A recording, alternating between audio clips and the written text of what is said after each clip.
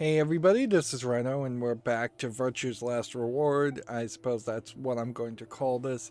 The Nonary Game, uh, 2 sequel to the 999. We got through the introductory stuff in the first very long episode, which may have been 2.5 hours to 3.5 hours, and these episodes will probably go that long. We went through the tutorial, escape room, we got through all the setup as far as how this Nonary game is going to work, which is considerably different from the first Nonary game. So we are at the first split where we are going to have 3 different chromatic doors in which we select. I'm going to just make it easy on decisions and try to go through the top decision first. And so that's all we really need to know. I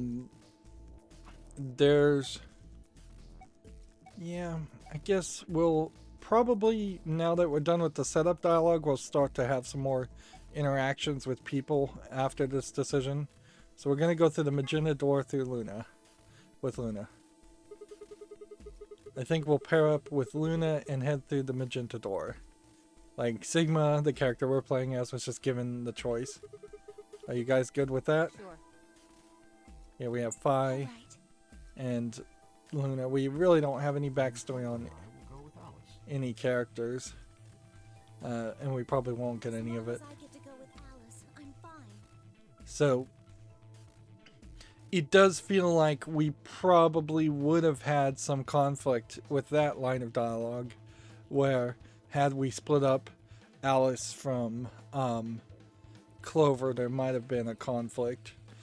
In the first game, Clover was very clingy to her brother, who was blind. Now she's seemingly going to be very clingy to Alice, who we just saw Alice really hinted at. She was talked about and kind of hinted at through the first game.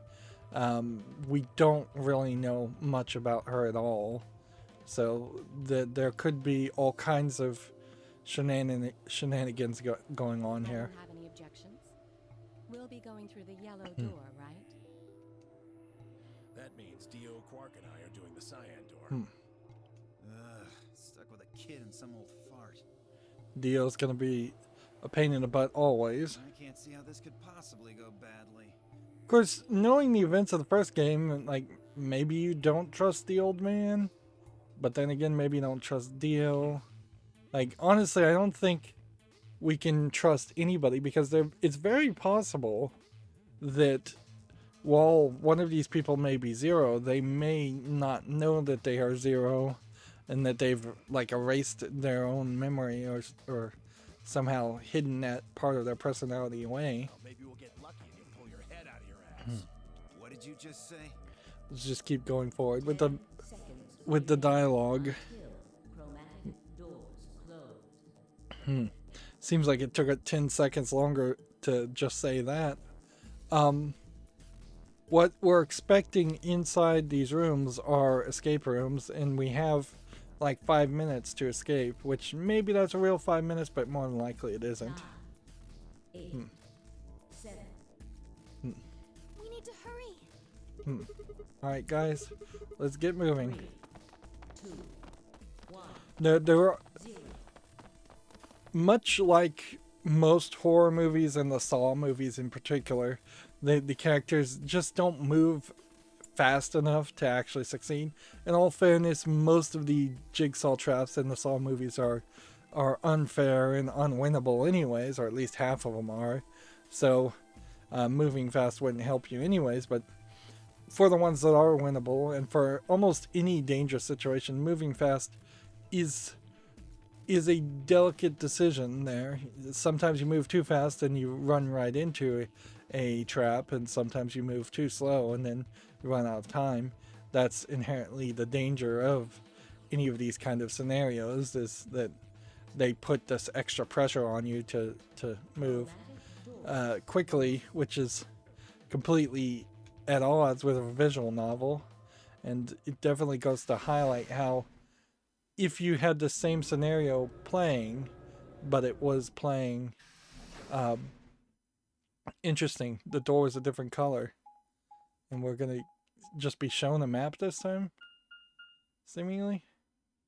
And these seem to be like elevators, or what, I forget what they call them when they're horizontal. They're not called elevators at that point, they're called something else. But they seem like little moving pods that would move you horizontally throughout the level. What is this You place? see the door? Now, it's weird that the door colors would be different. It said this is the lounge. Lounge. Does that mean there's somebody living here? Well, there doesn't seem to be much dust. Maybe there is. You see all kinds of writing on the back wall. So you've got a well-used lounge right next to a big empty warehouse. What is this building for? Beats me. A lot of pause, pause, pause. And that was in the first game too.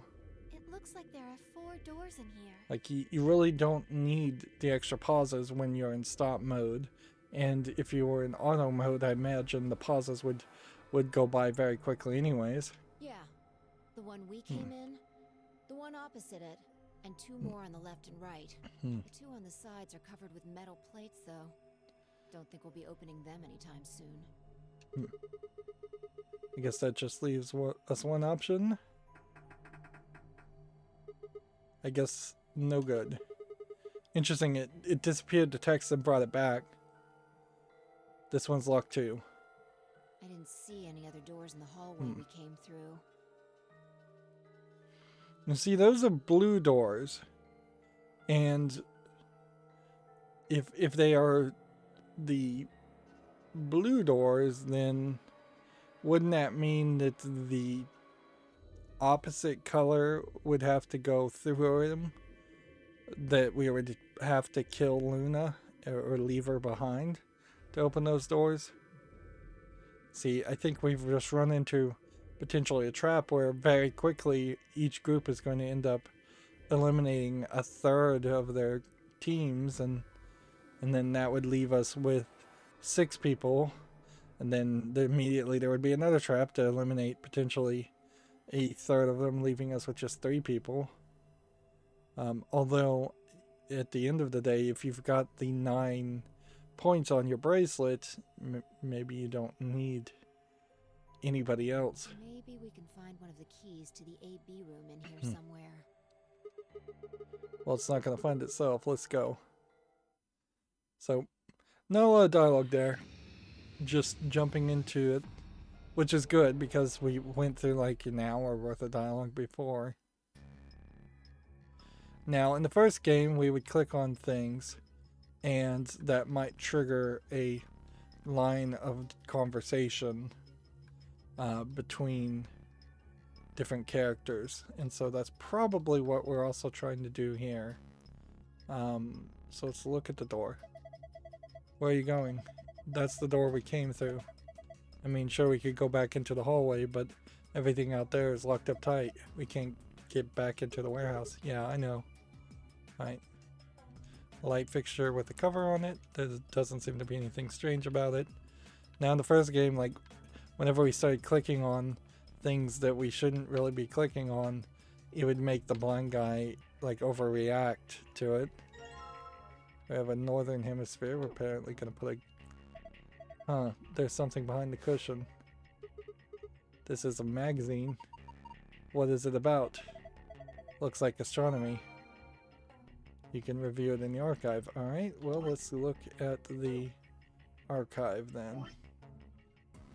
And that's like second page stuff. Interesting. We made quite the jump there.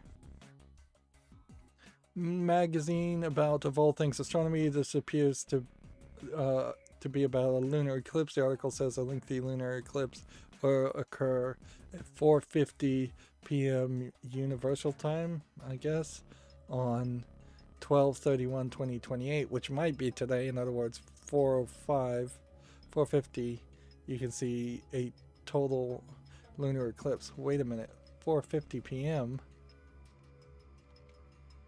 And that seems to be the end of the conversation, though. Like, it just kind of stops there. Red leather cushion. Achoo. Hey, come on, that was a real sneeze.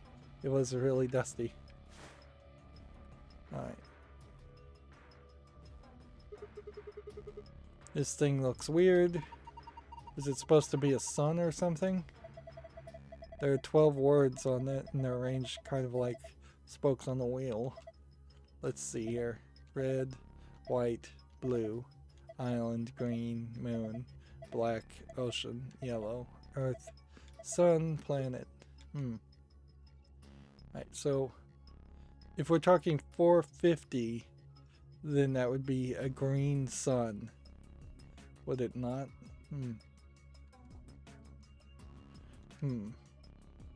So, okay. Our light fixture. We have some kind of cocktail mixer, and it seems like we're going to have to actually solve a cocktail mix. Our light fixture. We've got another piece that I think we probably could combine.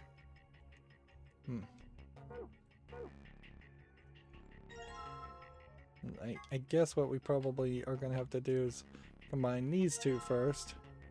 And then... So you made this northern hemisphere by putting together two hemispheres. Actually, it's missing some land here around the equator. I guess it's not a complete hemisphere. Alright. And one assumes that the game is just lining this all up correctly. It seems like that is the case.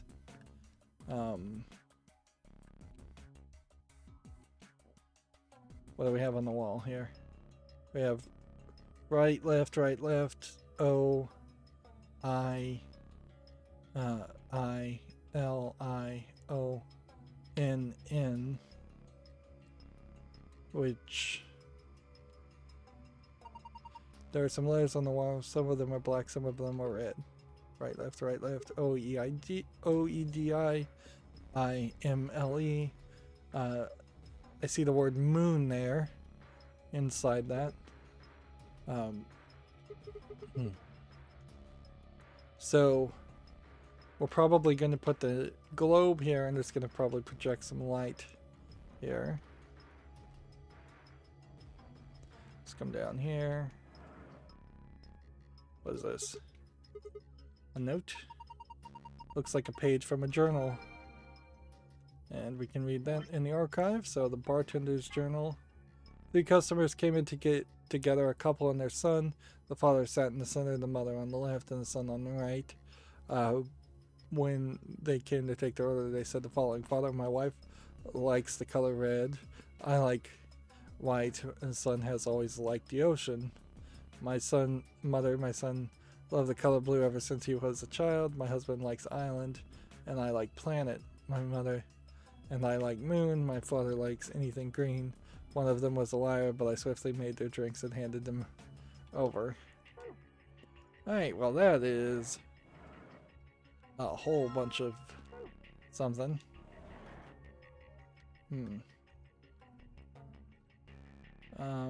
Downward.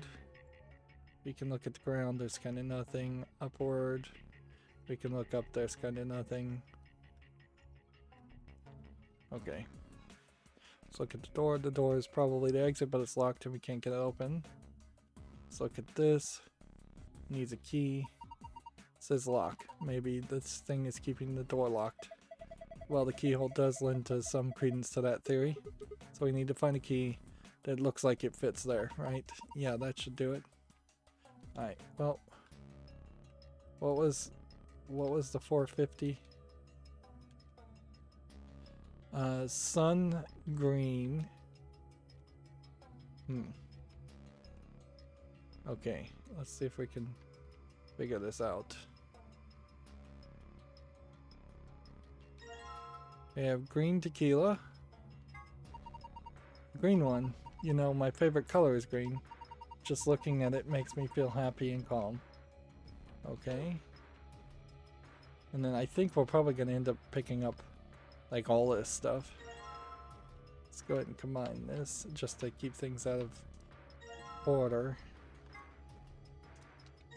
So now we have a full globe. A bottle of alcohol, sun green. So combine that with that. So we're not going to combine them that way. I think what we're going to end up doing is just taking all the alcohol, which you never know. Antiseptic might be useful. Also, there are a lot of bottles here. How'd you like to have a drink with me? Huh? Oh, you really think this is a good time to be making a pass at someone? Apparently Fi just hit you. She's getting all nervous now. Ahaha. So we're not picking up any of these, and we're just gonna get the same response on each of those, alright? Down here we have a garbage dispenser. Do we have a glass? We have 2 needles. They're long, thin, pointy pieces of metal. Are these needles of some kind? Why are there 2 of them? Empty glass. The glass, do you think it could be a cocktail glass? It's nothing like it. Empty glass.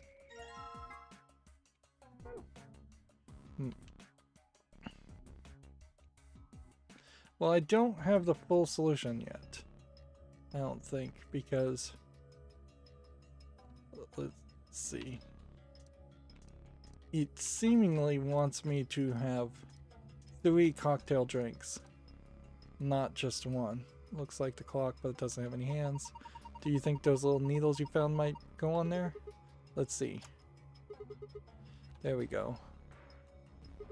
Well, I put the hands on the clock, but nothing happened. Well, if you move them where? I don't know. Experiment. Alright, let's give them a try. Move the hands to a specific time, then press check. Alright, so we are going to have I'm just rotating this, and that worked. How about that? How about 450? That puts the short hand on green and the long hand on sun. A green sun. What? Whoa. There's a beam of light coming out of the center of the clock. I wasn't expecting that, but I should have. It's pretty impressive. Well, see, the problem now is that this opens up the solution to be putting the globe here for the exit. Oh, I get it. The complete globe goes here. Yeah, just like this. Perfect. And so it lights up and we see blue planet. It's a globe. Look, some letters appeared on it. They say blue planet. And then here we have red moon or lion.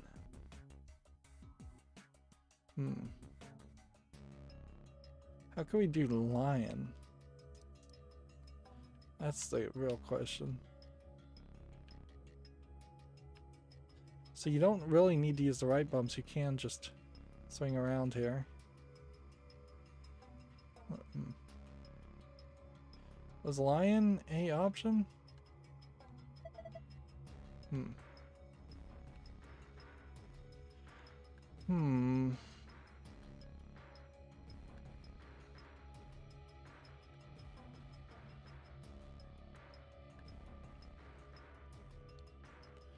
I guess it doesn't matter what order we do this, so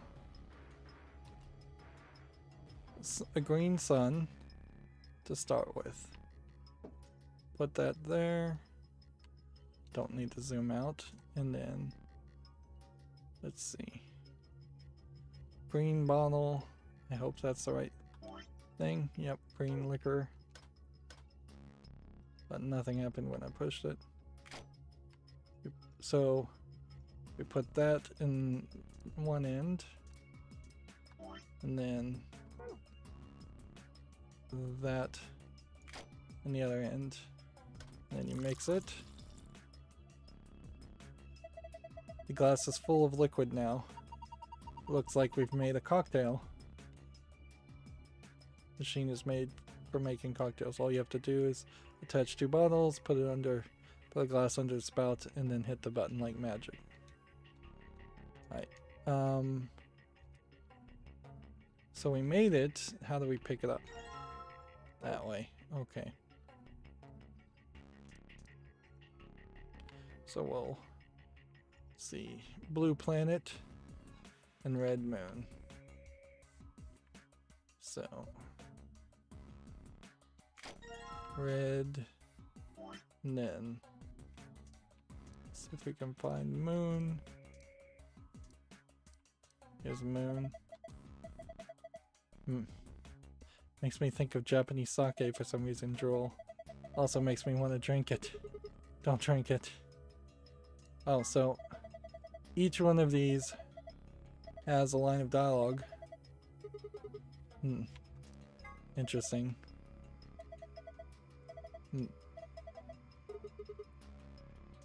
So Phi seems to be very interested in drinking all the alcohols. Particularly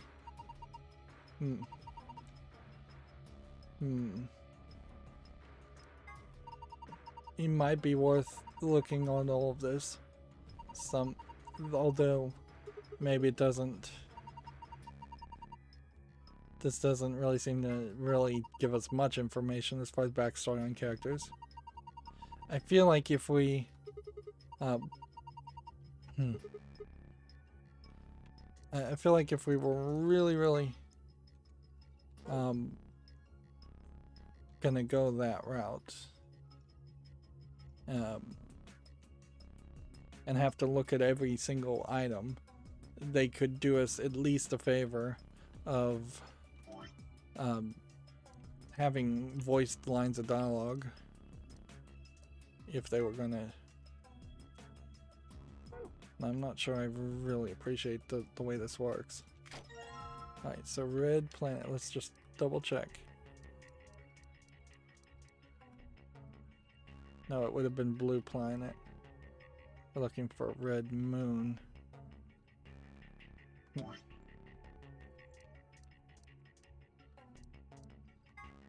So, gotta select that, swatch that, and then do that.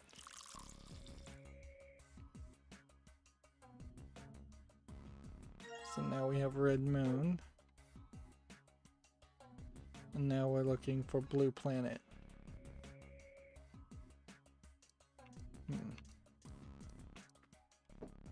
It is a lot, to say the least. A lot of stuff to swing between. And I guess there is a possibility that yellow and white are just not going to get used.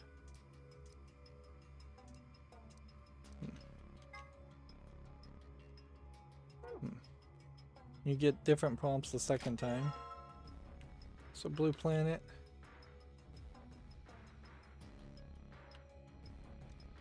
Just making sure. And this is the kind of game where you could have potentially had a snapshot feature. Alright. So I think it's possible that all has been solved at the moment. But let's look at this note. Yeah. Father says, my wife likes the color red, I like white. My son always liked the ocean. We haven't used white or ocean. Son said he always loved the color blue ever since he was a child. My husband likes island, which we haven't done island either. I said I like moon, and my father likes anything green. I was a liar, but I swiftly made a drink. So no, none of that seems like that lines up. So what I'm gonna assume is that either you put all three of these wherever you want, huh?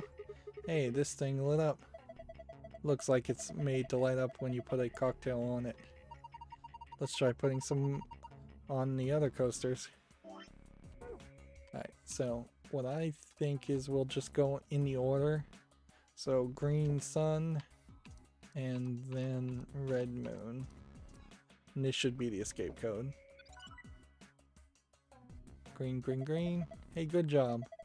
All the coasters are green. Green means I got it right. I think so. Look, something's happened on the screen. Oh, I saw something like this before. You too? Yes. There was one in your AB room. Yeah, I think so. They opened a safe back then. We should write this down somewhere. No, it's cool. I can remember it. You're going to memorize it? Sure, no sweat. I've got a pretty good memory.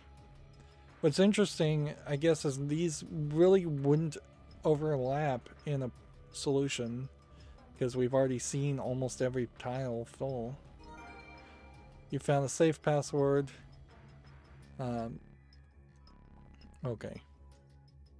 So I'm gonna take this and this and this now, and what is this? I think it's for people who have had a little too much and need to blow chunks. No, it's not. There's an icon on the counter above it. Huh. I guess it's a drain. You pour your leftover drinks down it. Why don't we try and drain something? Like what? How about the cocktail you're holding? Why? This seems like such a waste. Please, just do it. Oh, oh. There it goes. Well, now I have an empty glass again.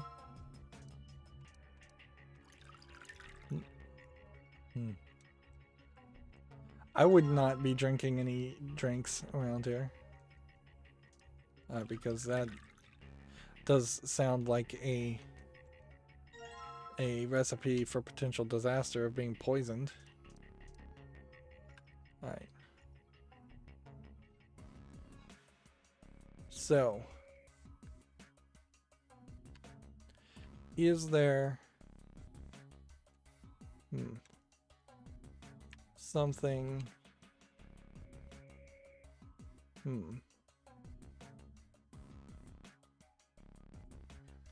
lion,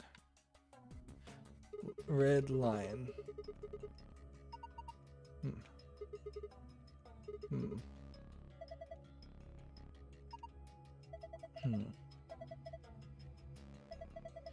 Some more dialogue here I just kind of missed, which frankly I wouldn't be upset with missing dialogue too much because I don't think it's going to really affect the game. And once again, I feel like if there was actual storyline here that mattered, it would break off into voiced dialogue like it did in the first game.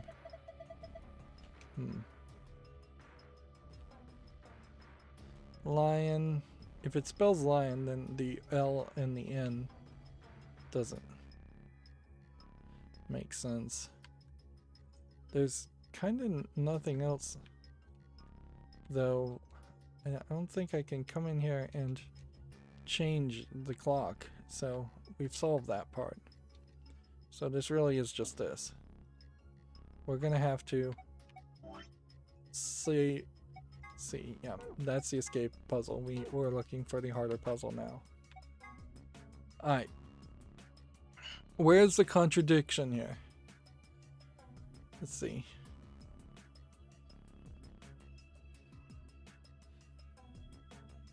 The sun, my mother and I like moon. My father likes anything green. It kind of implies there that either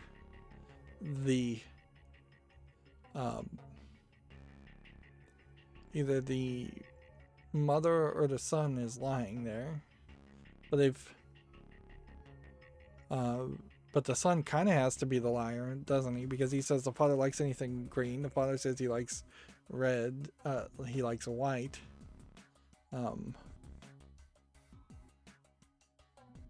So we need, for the son, a blue ocean to start with.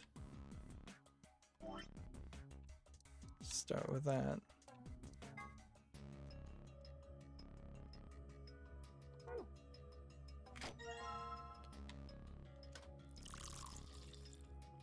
I'll take that. Take its sweet time to figure out how to get the glass and pick it up. The places you can click are more difficult than it should be by far. Okay. So we need a red island next. That means we can find the red at least. And then we have to come into this part to get to this. It's all getting mixed around too. I feel like for our own sanity's sake that they're probably going to take all the alcohol away from us. Otherwise we're going to potentially open up a scenario where the game always feels like maybe this alcohol would be useful. Alright. And then the mother's the truth teller, so we need something planet. No, she wants red planet. I didn't do it right. Alright.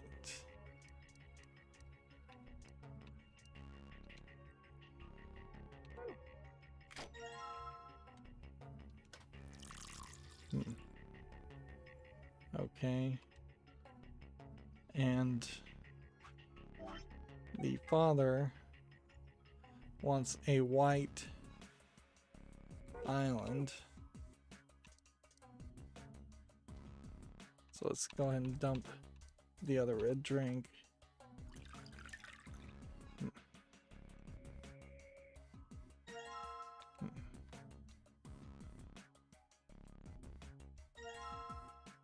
Okay. We'll leave this on island. And then we will switch that to white. And then put the empty glass here. Think we've got that. Now it is simply a matter of which order they sit down in. The father sat in the center, the mother on the left, the son on the right. Now the bartender would be behind the bars, so that would actually be reversed, but let's just assume the game wasn't that smart, and let's put the mother on the left, the son on the right, and the father in the center. Alright, so white island in the center, blue here. Worst case scenario, nothing happens. Coasters are red. Does that seem like anything else happened? Red isn't usually good, is it? Do you think we did something wrong? Probably. What are you, some kind of bar counter? Ugh. Come on. That one was genius. Alright, well, we'll just swap these around. And if I really messed up, I'll refer to the journal after this. Blue, blue, blue. Huh? It's blue this time. Yeah, they're all blue. There's something happening on the screen. Huh? It's changed. Now they're all different shapes in different places. Well, it's probably related to the safe somehow. Can you remember this, Sigma? Leave it to me. So, red, white, and blue. Patriotic family drinking together. Son of uncertain age. Like one assumes an adult. And can I really remember any of it? Nope. Do I really need to? No. Moon on 6, and then sun on 7, and then moon on 8 to start with. The safe just like the one I saw in the AB room. Yeah, Sigma and I saw one just like that. So do you think it opens the same way? Try it and find out. Moon, moon, sun. And then go. Failed. Nope. It's sun, not star. Completed. Awesome. It opened. Good job, Sigma. Well done. There's a bunch of stuff in here. Let's see. First, we've got a map. So, looking at the depiction of the rooms of the map, it seems like everybody probably merges back together eventually, and that there are just a lot of hallways in general that will be blocked off. And then somewhat questionable if there's an elevator at the top center there, but probably. It says floor A in the corner. Yeah. We can take a close look at it later. There's still more stuff in there. Why don't you get the rest of it first? Right. Next we've got a card. 2 cards actually. So, do you think these can be the key cards for the AV rooms? Well, the question here is, are all of the Ambidex rooms the same card, or are there different symbols on different cards? See, it says Ambidex room on it. Yeah, you're probably right. Now we can get into the AB rooms, and that means we can start getting more bracelet points.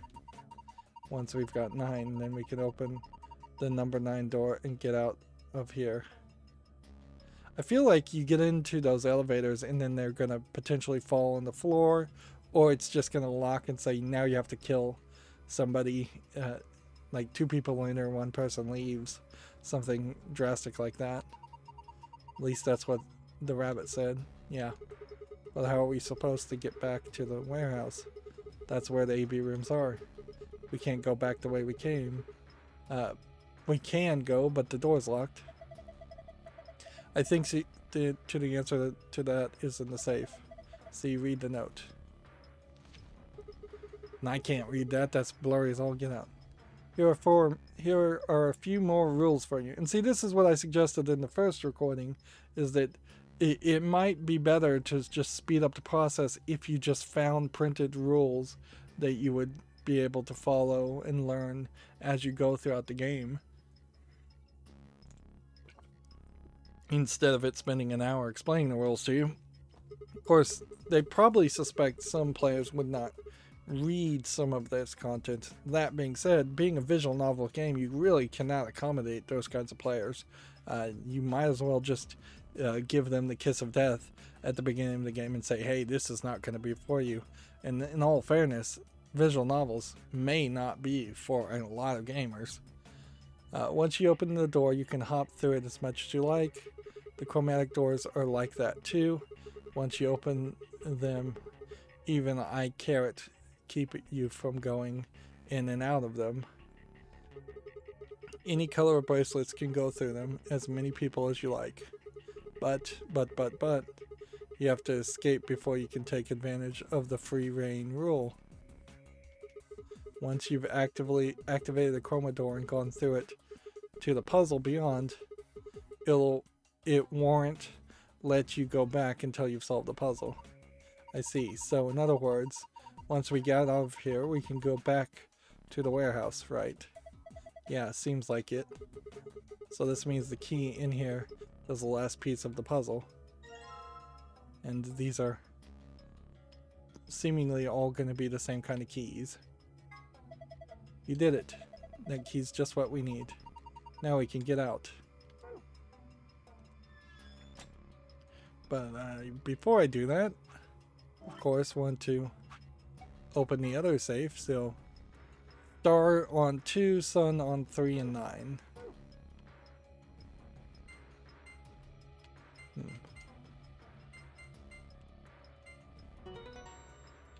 And this should give us more backstory golden files, huh? I guess there's another password that can open it too. So it would seem. We found a gold file. I really hope they don't make me go back and get the silver files, because that would be ridiculous. In that we now have more secrets, a whole background of pages that we can unlock. And it pretty much shows that there are only, well, at this point, 14 more puzzle escape rooms to go through. What is a Nonary game? It's a deadly game of 9 people that have been forced to play. The official name is Nonary Game, Ambidex Edition.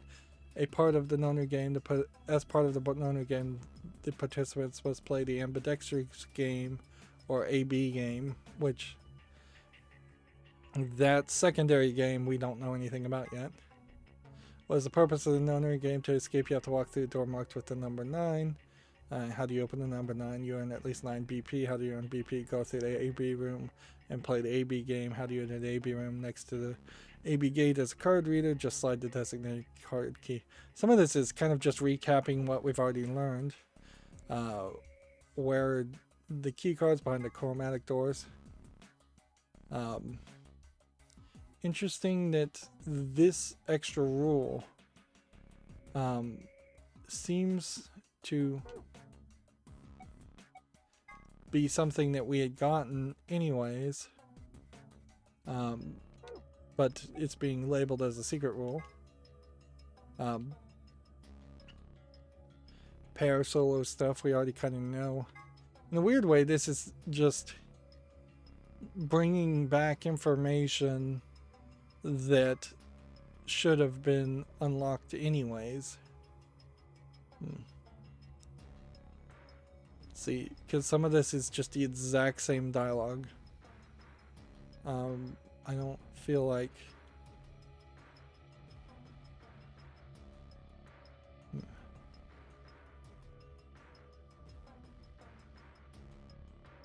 is open somewhat for somewhat more than 9 seconds. Interesting that they are pointing this out here.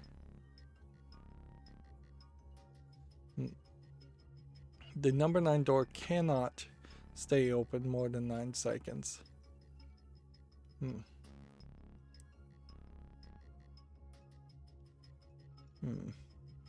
Although I don't know what that really changes, frankly. It gives you maybe a half a second or more. And I don't know if this lunar eclipse is going to come back and turn out to be anything useful. This is completely different information.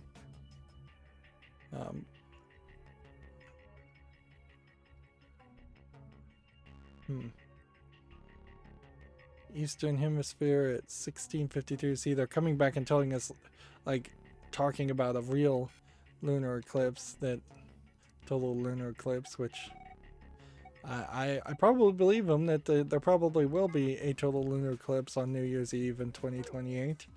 But I don't know if any of that really matters as far as this game is going. Wait, that is labeled as a sun key. We kind of now get an idea of where we're going. There are some rooms in one path that look like they might actually be accessible, and that might lead us to some interesting discoveries, but I think it's going to be fairly limited. And then see, you have the supplementary rules here, but there's no text on the supplementary rules in the files. Interesting. So you only get the supplementary rules if you do this. That seems arbitrary, to say the least. But yeah, let's move forward. It doesn't seem like there's probably anything else to do here. And we'll see what happens to the alcohol. This thing keeps the door locked. It says lock. Okay, I'm gonna put the key in. You ready? I keep telling you, you don't have to ask every single... I'm not asking you. I'm asking Luna. Oh, I'm ready. Here we go. 3, 2, 1. I would make sure everybody's ready because you just never know how quickly these doors are going to be open or closed. It's weird that the text here is you found it instead of you escaped. Oh, and apparently I was much further on the map than I thought we were. Another elevator. We're going forward. Do you think it works?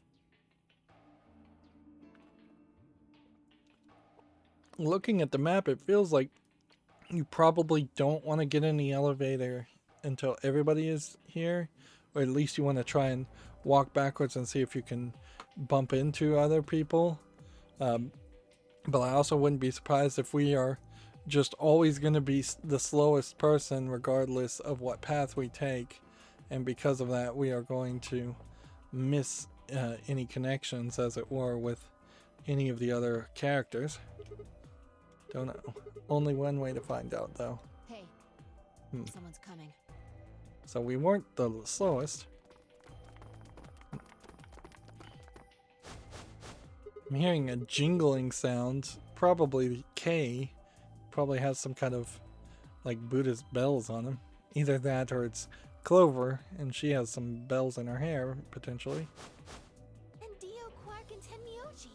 So everybody, we were the fastest group. Why are they rushing? Is there a time mechanic here? There probably is. It probably would be smart to just rush in general. I believe the first Nonary game, they directly said, yeah, you only had a few hours. But in this case, I don't think anything like that's been said. Of course, we didn't get to see Alice running, and they probably will never animate that with her outfit. That would be quite the show. We ran into them a little bit ago. Well, not literally, of course.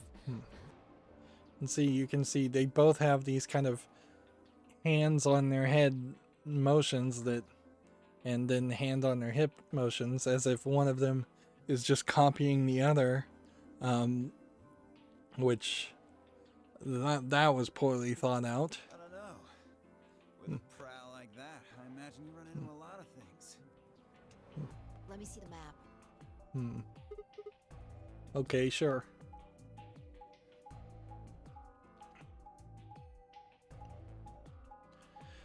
It's kind of pointless for the characters to really tell us what they saw and what they did, because we'll end up having to rewind time and going back to those choices and playing it ourselves anyways. I get it. All 3 routes end up here. That's the same as the map we found in the infirmary. So they went to an infirmary. Oh, we found a map like that too. Ours was in the crew quarters. Crew quarters. That's so. We found ours in the lounge. Maybe we should sit down for a bit and exchange information.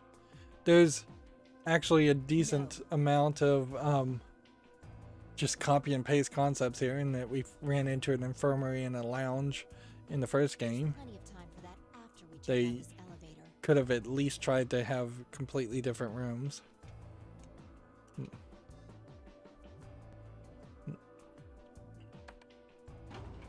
So it's a down button. We're going down instead of up this time.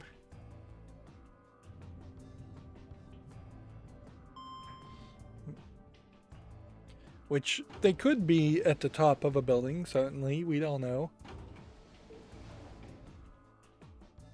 What the? This is just like the other floor. These doors have colors on them too. So it seems like we're going to very quickly just jump to more The one on the chromatic left is green. doors. And so there clearly is a timer going on here if they're locked. The one in the middle is blue, Hmm. and the one on the right is red. The problem here now is those colors are not the secondary colors of red, green, and blue. Those are the primary colors, which means if you want to make red, it has to be the 3 red people that are going to go through red, and we will never have a branching storyline that goes any differently unless there is some way to potentially counter that.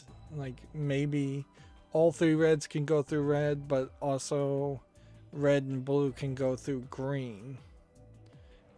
That would be about the only 2 options I could even see. And if red and blue could go through green, though, then there would probably be another group of reds and blues, like 2 blues and 1 red, and then 1 blue and 2 reds, both going through the same green door, which I thought only 3 green people, only 3 people could go through a door, so that really wouldn't matter. So this probably is no choice at all. Are these chromatic doors? Look, there's a box here. It looks like the ones we saw earlier. Lock, huh? Ridiculous trying to force it, but you might as well Just try. like the other doors. No good trying to force it open, I suppose. Is something wrong, Alice? You've been staring at your bracelet. Oh. No, I'm fine. But it looks like my guess was right. The numbers have changed. Numbers. Oh yeah, the time left. So we have 2 hours and 6 minutes? Really? Ah, for fuck's sake. Hmm. You telling me we're gonna have to just sit around here for another 2 hours?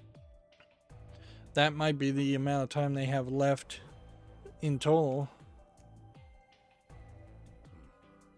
Looks like we don't have a choice then. We gotta head back. Quark, why don't you show them that note we found? Sure. See if the notes are the same. Oh? Did it say something like supplementary rules? Because if it did, we have one too. We found ours in the infirmary. Yeah, we found one too. It was in the safe in the lounge. Are they the same rules though?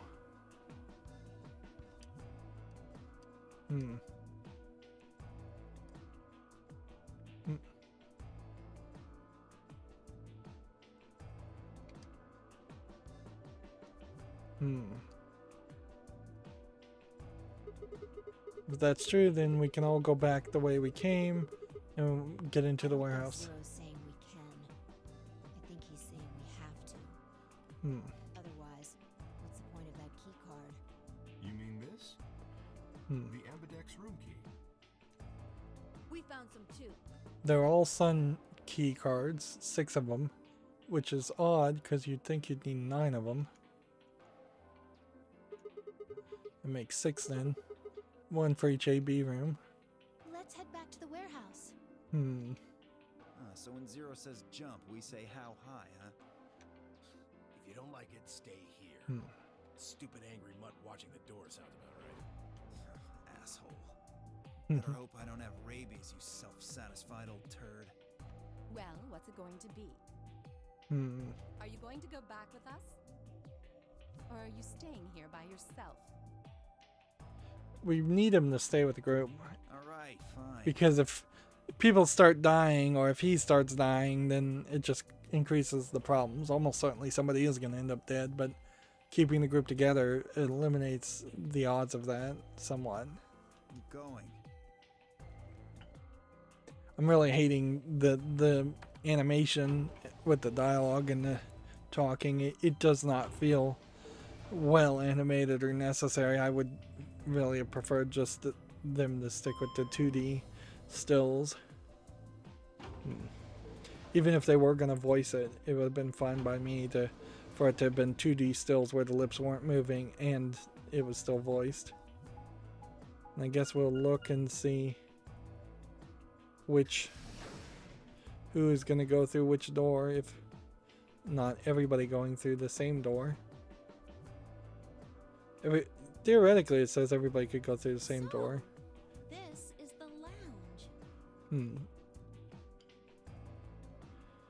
Alright, so we're gonna apparently have some decent conversation here. I'd like to hear what the jingle bell sound was, whether that was Clover's bracelets, or her maybe bells on her hair, or whether it was Kay running. It would seem Zero's notes were telling the truth.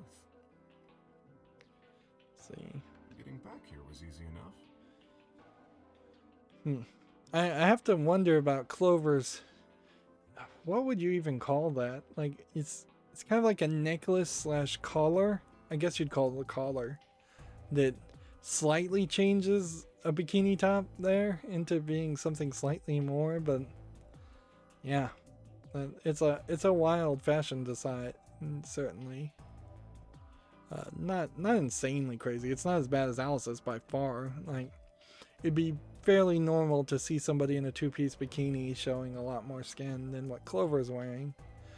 But she does definitely feel like she's just constantly going to raves. That means we could all go visit the infirmary too. Where Alice, frankly, I feel like she would not be appropriately dressed for very few events at all. Like, I couldn't imagine anything short of just being at a stripper gentleman's club to wear something like that.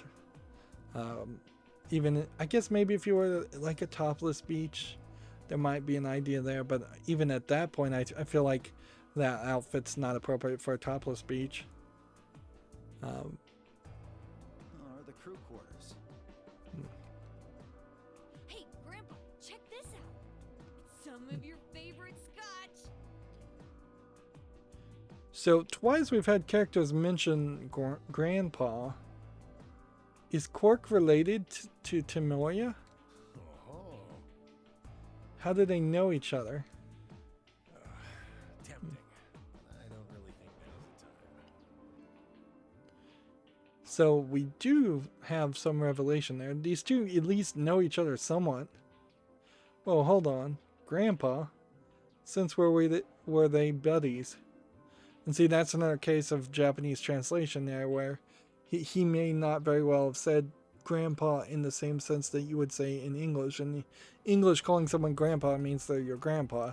In Japanese, calling somebody something like old man in a different tone than an angry tone might be translated to grandpa, even though they're not really related to you at all. Or had they always been that close? In other words, they know each other even before the Nonary Games. Or if Quark is calling grandpa, maybe they're even related. I'm glad that they're calling this all out too, because it feels like in the first game they left a lot of room for people to make assumptions. They easily could have been the wrong assumptions based on just mistranslations and localization. Alice and Clover seem to be close too. Just how many of these people know each other already? Let's go, buddy. As soon as we get out of here, I can drink all the scotch I want. You can drink all the root beer floats you can stomach. What? You're gonna get me a root beer float? But are you sure? Do you have enough money? Oh, ye of little faith. I found an old factory full of rare earth metals the other day. So, yeah, apparently these people do really know each other.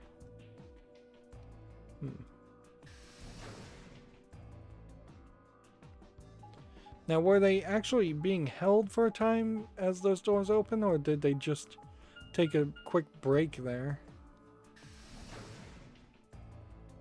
And the map oddly kind of overemphasizes the size of a lot of these door rooms to make them seem like there's something more to those rooms than there really is, which implies that the map itself is going to be very minimal as far as areas you can actually transfer to. Oh, you're finally done? You were taking so long. I hopped off for a little nap. For yawning? Really? You're just a computer program. You don't get tired. Hey, B.O. B.O. What does B.O. mean? My temper's got a hair trigger, and you're awfully close to pulling it. So I'd watch my mouth Oh. if I were you. So he's calling him body odor. Otherwise, Well, you really need me to spell it out. His name is Dio. That's a good boy. Alrighty. You see, now we're back The one to we were talking about earlier. one of these zoomed out images where it looks really, really bad. See, and you really can't hide low polygon 3D models that much by just zooming out further. It's just more loss of detail. It's just blurrier smudges of color. Namely, how do you get more BE? So he's gonna be the crazy part. And I had hoped in the first game this would have been more of a horror, gorish type Jigsaw Saw movie type experience where there would be traps where you have to cut off your hand or something like that. Japanese don't really like gore. A lot of it is illegal to even depict. There was a lot of mutilation and decapitation in the history of the Japanese, and they definitely don't like that kind of stuff. Even the zombie Resident Evil games are heavily censored to not show gore and disembowelment and things like that in the Japanese versions. So while there probably will be something dastardly and mean here, it will probably be instant death type thoughts or shown off screen. In the previous game, when a character blew up, he was shown not on screen, and you just see splatters of blood on the wall at most. Look, we've got some keys for them right here. Kay and Cork have 2 each, so we've got 6 altogether. Who goes into what room? Good question.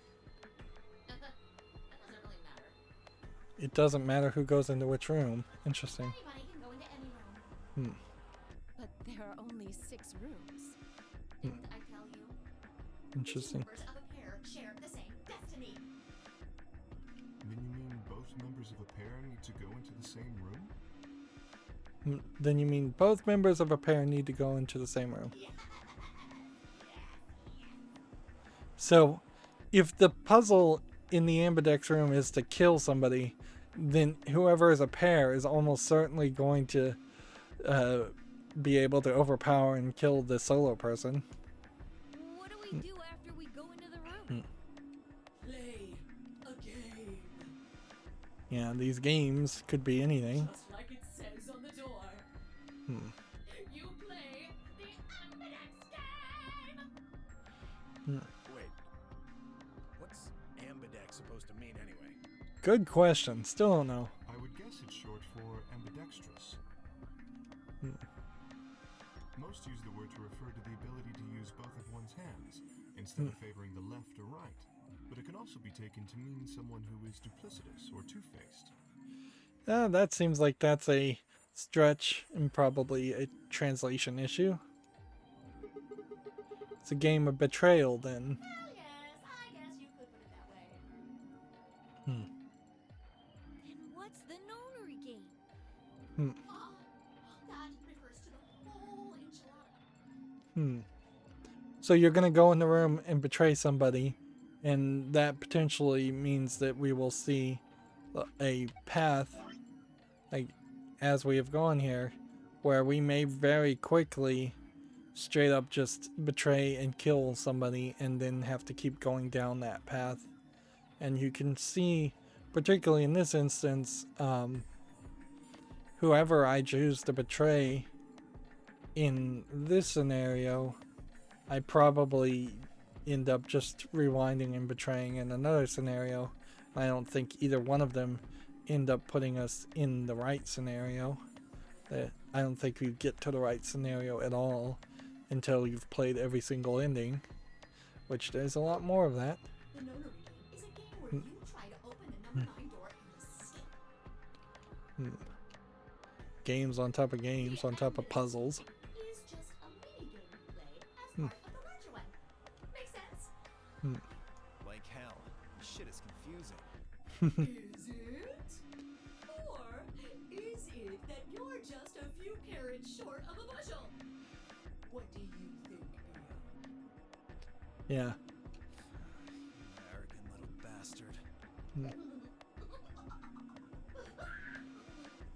See, I would say that Dio as a character has some problems, considering we've already seen that Sai seems to be superhuman in her ability to jump up and seemingly strong enough to lift or help lift up a full adult male.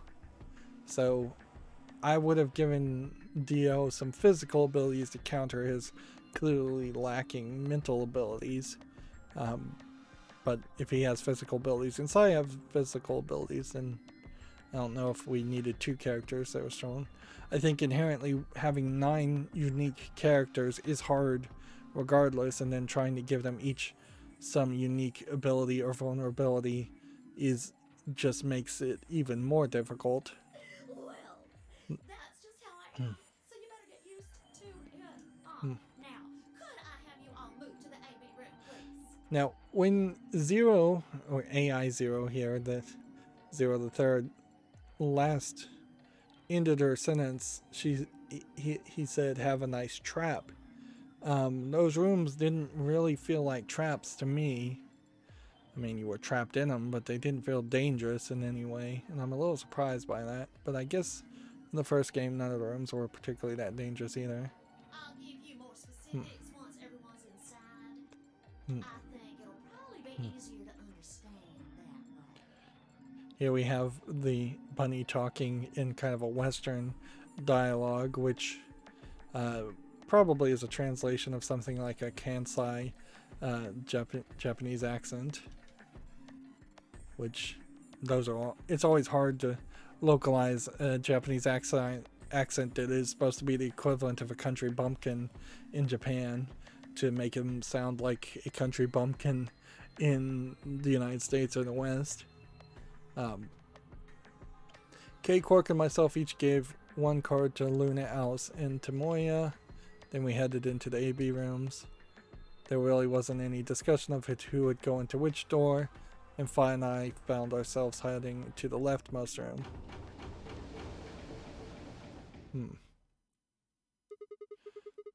Interesting. It seems like the important dialogue has ended here. Looks like everybody else has gone in already. I think we should head in too. Why are you asking me? Just hurry up and get in there. Okay. So, is it really just 2 people going into each room? An Ambidex gate has been opened. Why do they call it gate, I wonder? 45 minutes remain until Ambidex game polling closes. Interesting. What? This game's got a time limit too? What? Is this Luna or is this yet another character? What? What? What the hell? Who is this? Fuck if I know. Look, it doesn't matter who she is. Just get everybody over here. Yeah, right.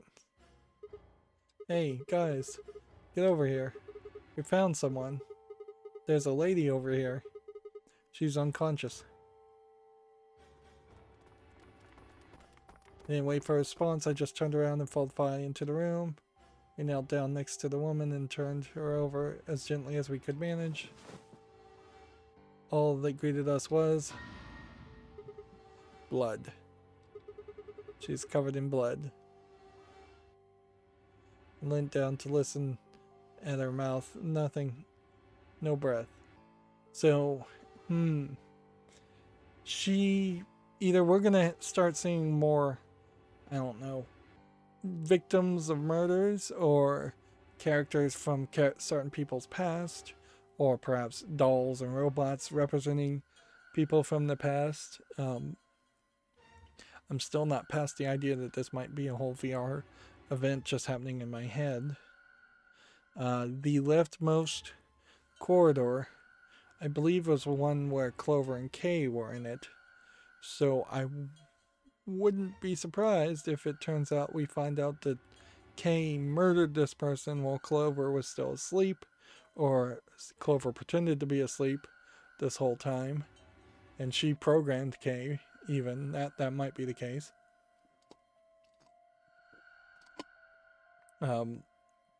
There's gonna definitely be suspicion on whoever was in the leftmost room. With shaking hands, I felt against her neck for a pulse. No movement, just cold skin. What the hell were you yelling at? What's going on here? Is she? Quark, don't look. This would be the first instance of anybody trying to protect Quark. Somebody get Quark out of here. Okay. Come on, Quark. Then she's... Yeah, she's not breathing, and I can't find a pulse. Her body's already cold, so I'm guessing she was murdered a while ago. Murdered? Does this look like an accident or suicide to you? And see, if you were doing a murder mystery game, I could certainly see having 3D models do this thinking pose, which the thinking pose, frankly, is like the exact same pose for each character. Looks like she was stabbed. But I don't know if I really would have emphasized any actual movement or posing of the arms. Don't see a weapon around here, though. Because then they have to talk, and holding your chin while you're talking, or holding your hand near your mouth while you're talking is a little awkward. Part of them? Well, if someone was strong enough and they had metal hands, then they might be able to stab someone in the heart. What are you suggesting? It's just a joke. Don't take it so seriously. Whatever. If we examine the wound, we'll probably get a better idea of what the weapon was. Let's get her to the infirmary. She might be old, but she's still a woman. If we're going to do an autopsy, she should have some privacy. Come on, boys, let's go. So they take her to the infirmary. DOK and I gingerly lift the woman up and carried her to the infirmary. Perhaps he just didn't consider himself to be one of the boys, or maybe it was something else. But whatever, the reason Tomoya only stared. His whole body was rigid, like a rope pulled almost to its breaking point. But those eyes that caught my attention. He wasn't staring at us, not quite. It was more like he was staring toward us, a smoldering spark of something burning silently behind his gaze. It wasn't until then that we realized that we were almost to the infirmary that I realized Tomoya hadn't spoken a single word since the moment we had found the body. I turned to look back at him. He was following us at a distance, his breathing heavy, labored, and his movements slow and shuffling, as if his body was suddenly made of lead. So is this his wife? Potentially, or maybe a murder victim of his. Like, him having money troubles and then solving the money troubles might be that he murdered somebody for money. That's a big assumption. The old woman's body was surprisingly light. Carrying her felt almost like carrying an old dry piece of wood. We set her down carefully in the infirmary bed, as we were afraid she might break. There is a real question, I suppose, here. Now that there is only one way to play this game, let's just go ahead and point that out.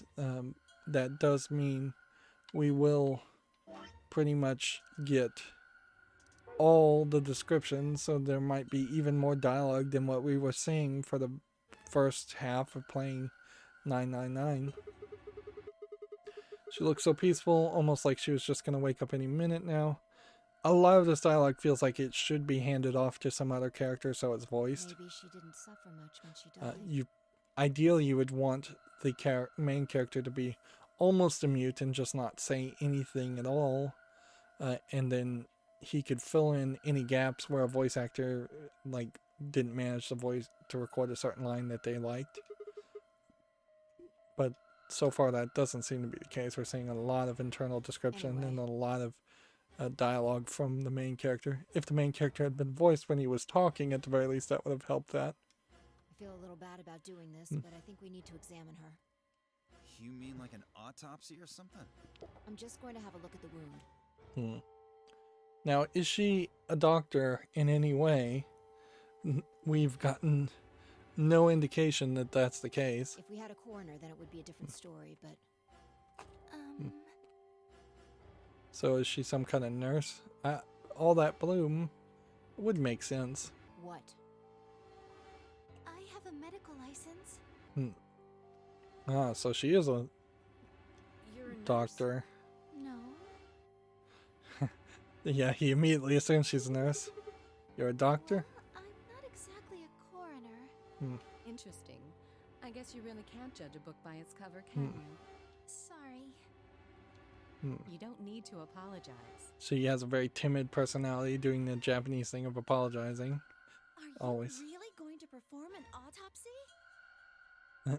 That's funny how Clover is bending downward towards the camera angle. I won't really be doing it.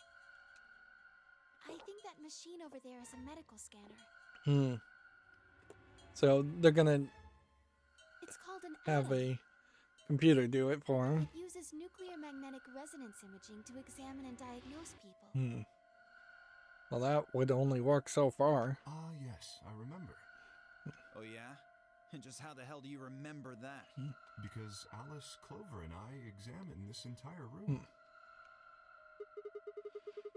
So you think you can use that to perform some kind of autopsy? Yes. I think I should be able to manage that. So she's a doctor of some kind, but she doesn't seem likely to be particularly a non-squeamish one. Luna ran the scanner all over the body and then turned back to the terminal. The display filled up with text, most of it rather technical.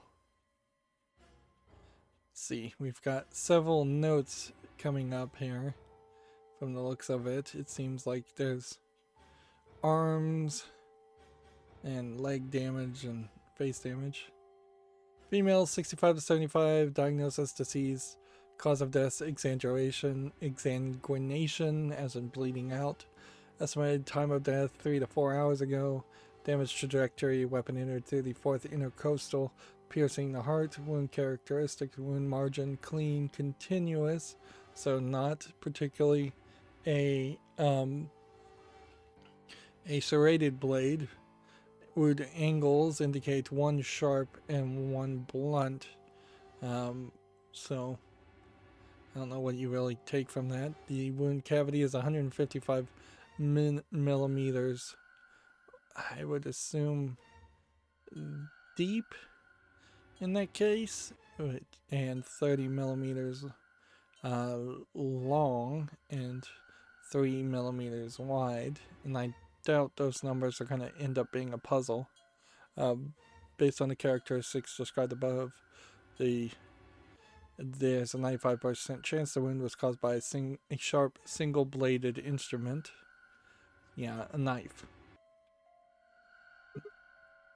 So, how does that really help you any, unless you find out that there was, for instance, a scalpel in a room like this, and that somebody was able to get into the infirmary, then get back into the Ambidex room, and then kill her.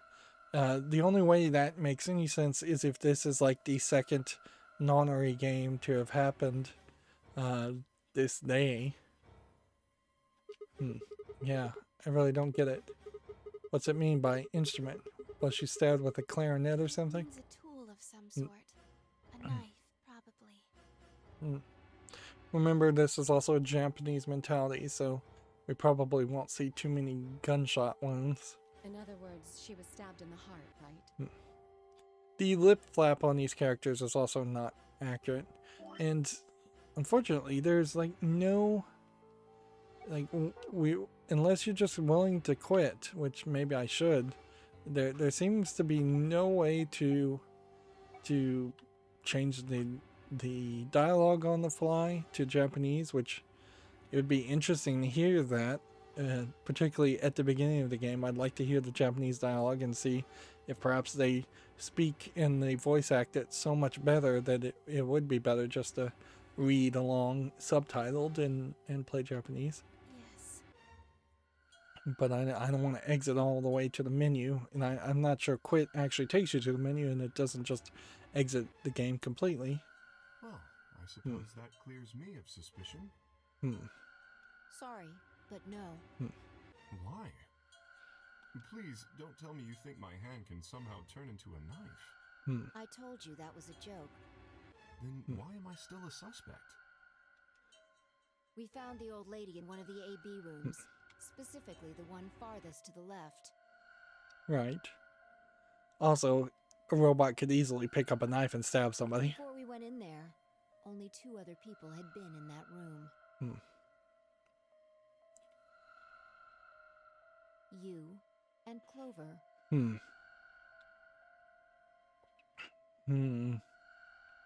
Trying to think if any of these names might translate into numbers. Like Alice could be 1, but I don't think there's a BO. There's only DO. Only one of you was conscious. Fi, please, stop joking around. I assure you, there was no one else in that room besides Clover when I woke up. She must have been put there later. But the door was locked, right? I don't think anyone could have gotten in without the key. Perhaps, but there was a hatch on the ceiling, remember? Yes, there was. But also, Zero said he closed the hatches on the ceiling while they were talking, so somebody would have had to have done that while the group was talking to Zero, and Zero would have had to have distracted the rest of the group while the real Zero did it. But Zero said he locked all the hatches. Well, if he was telling the truth, nobody could have gotten in there after you two left, which means... Fucking bastard! Why'd you kill her, Kay? I knew it. You're him, aren't you? You're the real Zero. Wait a minute, please. Just calm down. You aren't making sense. Let's suppose I am Zero. Why would I do something that would obviously cast suspicion on me? Well, because you figured we'd think that. And you'd throw us off the trail by doing the exact opposite. That's not a logical argument. Still, you do have at least half a point. Your argument doesn't confirm my guilt, but it does show us where we should be looking. The real Zero. The person who brought us here is likely the person who murdered that woman. Good Doesn't question. that seem like the most reasonable answer? Seems reasonable. I guess. What kind of pose is this for Clover at this point? Woman has just been killed. Clover here is winking in a permanent wink. She's got one arm behind her head. She's leaning back, slightly thrusting out her hips. Other arm on her hips. Like, odd pose to choose for that scene. Yeah, that makes sense. I wonder almost if the wink is a glitch. If Zero was the murderer, Like, then they could open anything they wanted to. like it might literally be a visual glitch. I mean, didn't Zero say something about that? Which inherently, that's another problem with experimenting and going into 3D modeling and more animated, procedurally generated animations. We also have Clover heaving her chest for up and down while she's breathing, which then opens the question certainly as to whether Alice's chest will start heaving back and forth in some scenes. I live in the master computer. That means all the electronic doors in this whole warren are under my control.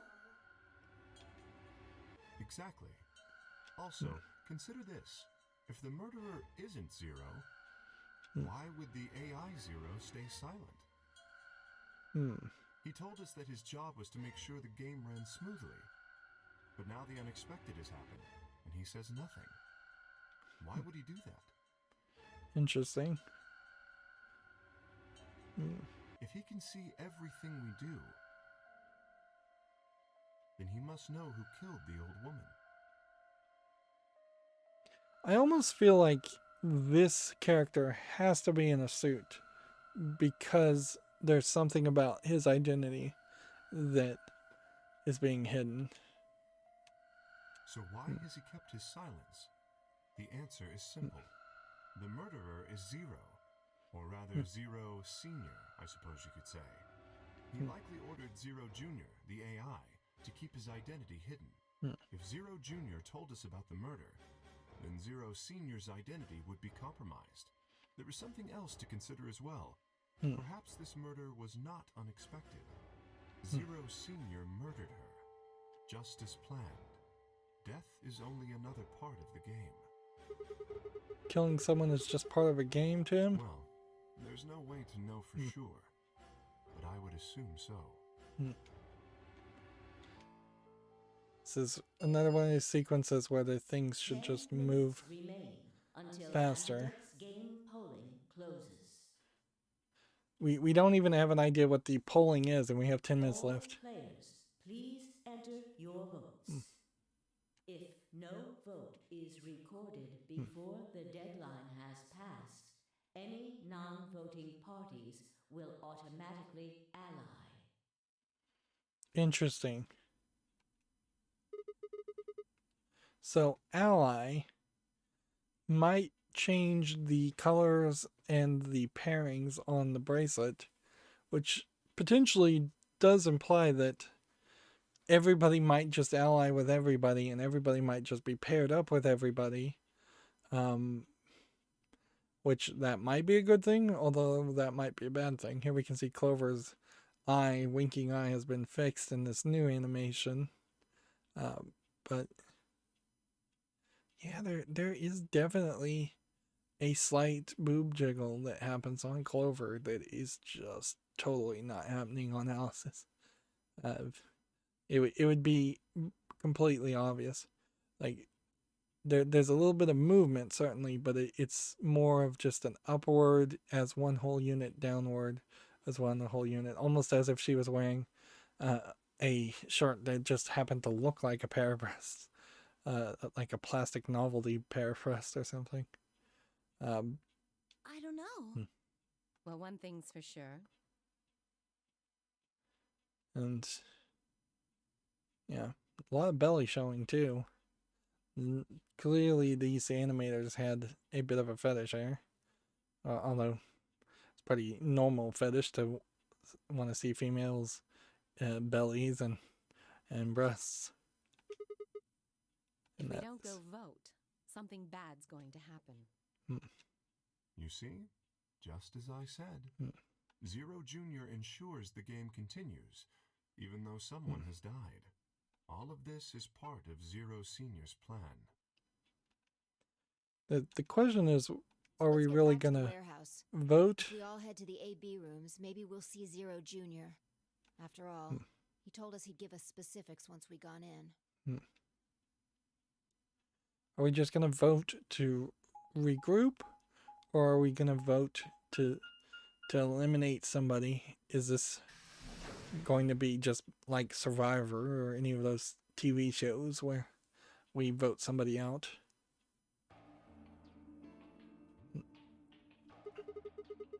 Why is the leftmost door open but every other door closed?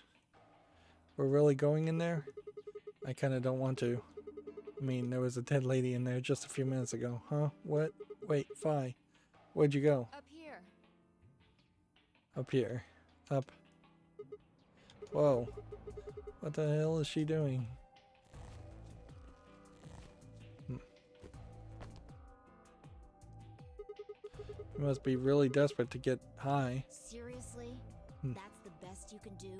I was expecting something about how I jump at the first sign of trouble. It's trying to make a joke, whatever. What are you up to here anyway? Everybody's already gone into the AB rooms. Well, there was something I wanted to check out. So she jumped up to see if the vent is open, and that This is? thing. Remember it? The hatch. Try opening it. Yeah, look, it won't budge. Interesting. So she might be very agile, but apparently not that strong if she's telling him to try to open it. This AB room is locked down tight. No one could get in. I still wouldn't be surprised if the AB rooms, though, just fall into the floor and then a different AB room that looks exactly the same comes back up when they were outside of the warehouse area. You're talking about whoever killed the old lady, aren't you? Yeah. You still think it's Kay, huh?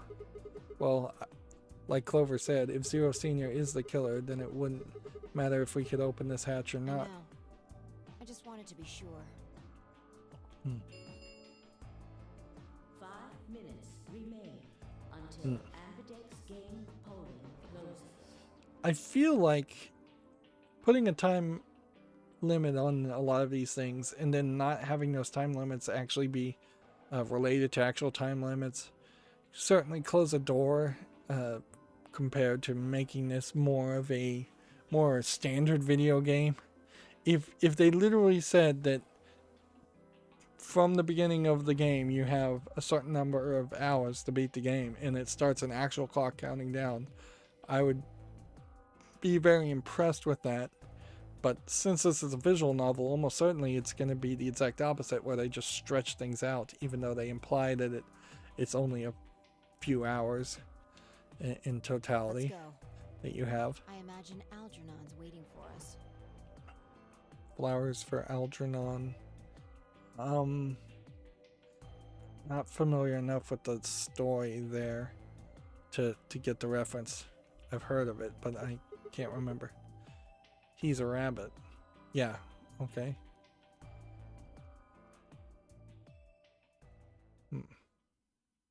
He's like a rabbit that they, I think, did medical experiments on. Look. So this room looks exactly the same as the other room. There's something on the screen. Yeah, you're right. The Ambidex game will now begin. To enter your vote, please touch the start button on your screen. Once you've entered your vote, the door will lock automatically. It will not open again until the polling period has finished. Well, I just hit A and hit start. I thought they said that these doors opened vertically, not horizontally. Weird. Maybe I misread something. Well, it looks like there's no going back now. That was a weird transition.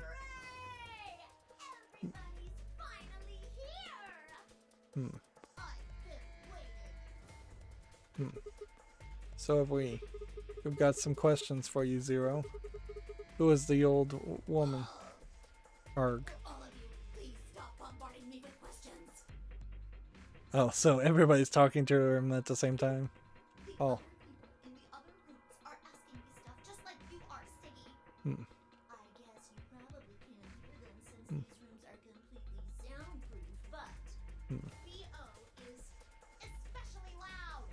Real BO, I need you to shut up. There isn't much time. I gotta hurry and explain all this stuff, or the game will end before I'm done. So, no more questions from now on. No answers for anybody, okay? You just have to wait. Now, let's get this party started. Let me tell you about the AB game. I don't particularly hate Zero the Third here. I think the bunny puns are a little too much, but being a crazy AI is not a terrible thought. Since it's a game, you're obviously going to have an opponent. But it's not like this is a battle royale where you just fight everybody. Each round will be a one-on-one battle. Mono a mono, or mono a womano. There are 2 people in each pair, aren't there? So it'll be more of a 2-on-1 battle, I guess. Now, I imagine you're all wondering who your opponent is going to be. It's actually really easy. You'll be competing against whoever you paired up with to go through the chromatic doors. So now we have to battle Luna in this case, which let's just think about the other options that would have existed there. That would have been Tomoya otherwise, or Alice otherwise, which either kills off Luna, Alice, and Tomoya very quickly, or kills off 2 other characters that are paired up. For example, Siggy and Fido paired up with Mooney and went through the magenta door, didn't they? They're increasingly giving each character more nicknames, which is just gonna confuse the issue even more. That means that Siggy and Fido will be playing against Mooney. Well, here's the problem too, is that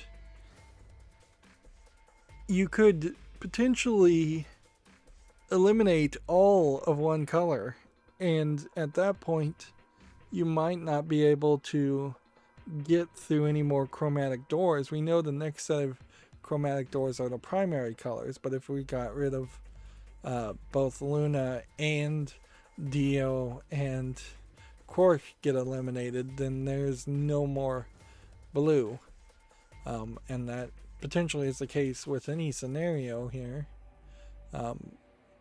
Does that stop us as a red character getting through a cyan room? Yeah, it totally does, if all the blue is missing. In fact, we've pretty much, assuming we go forward in the story and don't just die and potentially start following someone else, we have to eliminate Luna, and since only 3 people can go, that eliminates the cyan room immediately. It leaves us either with going through the not the cyan room, it eliminates going through the magenta room if we get rid of Luna.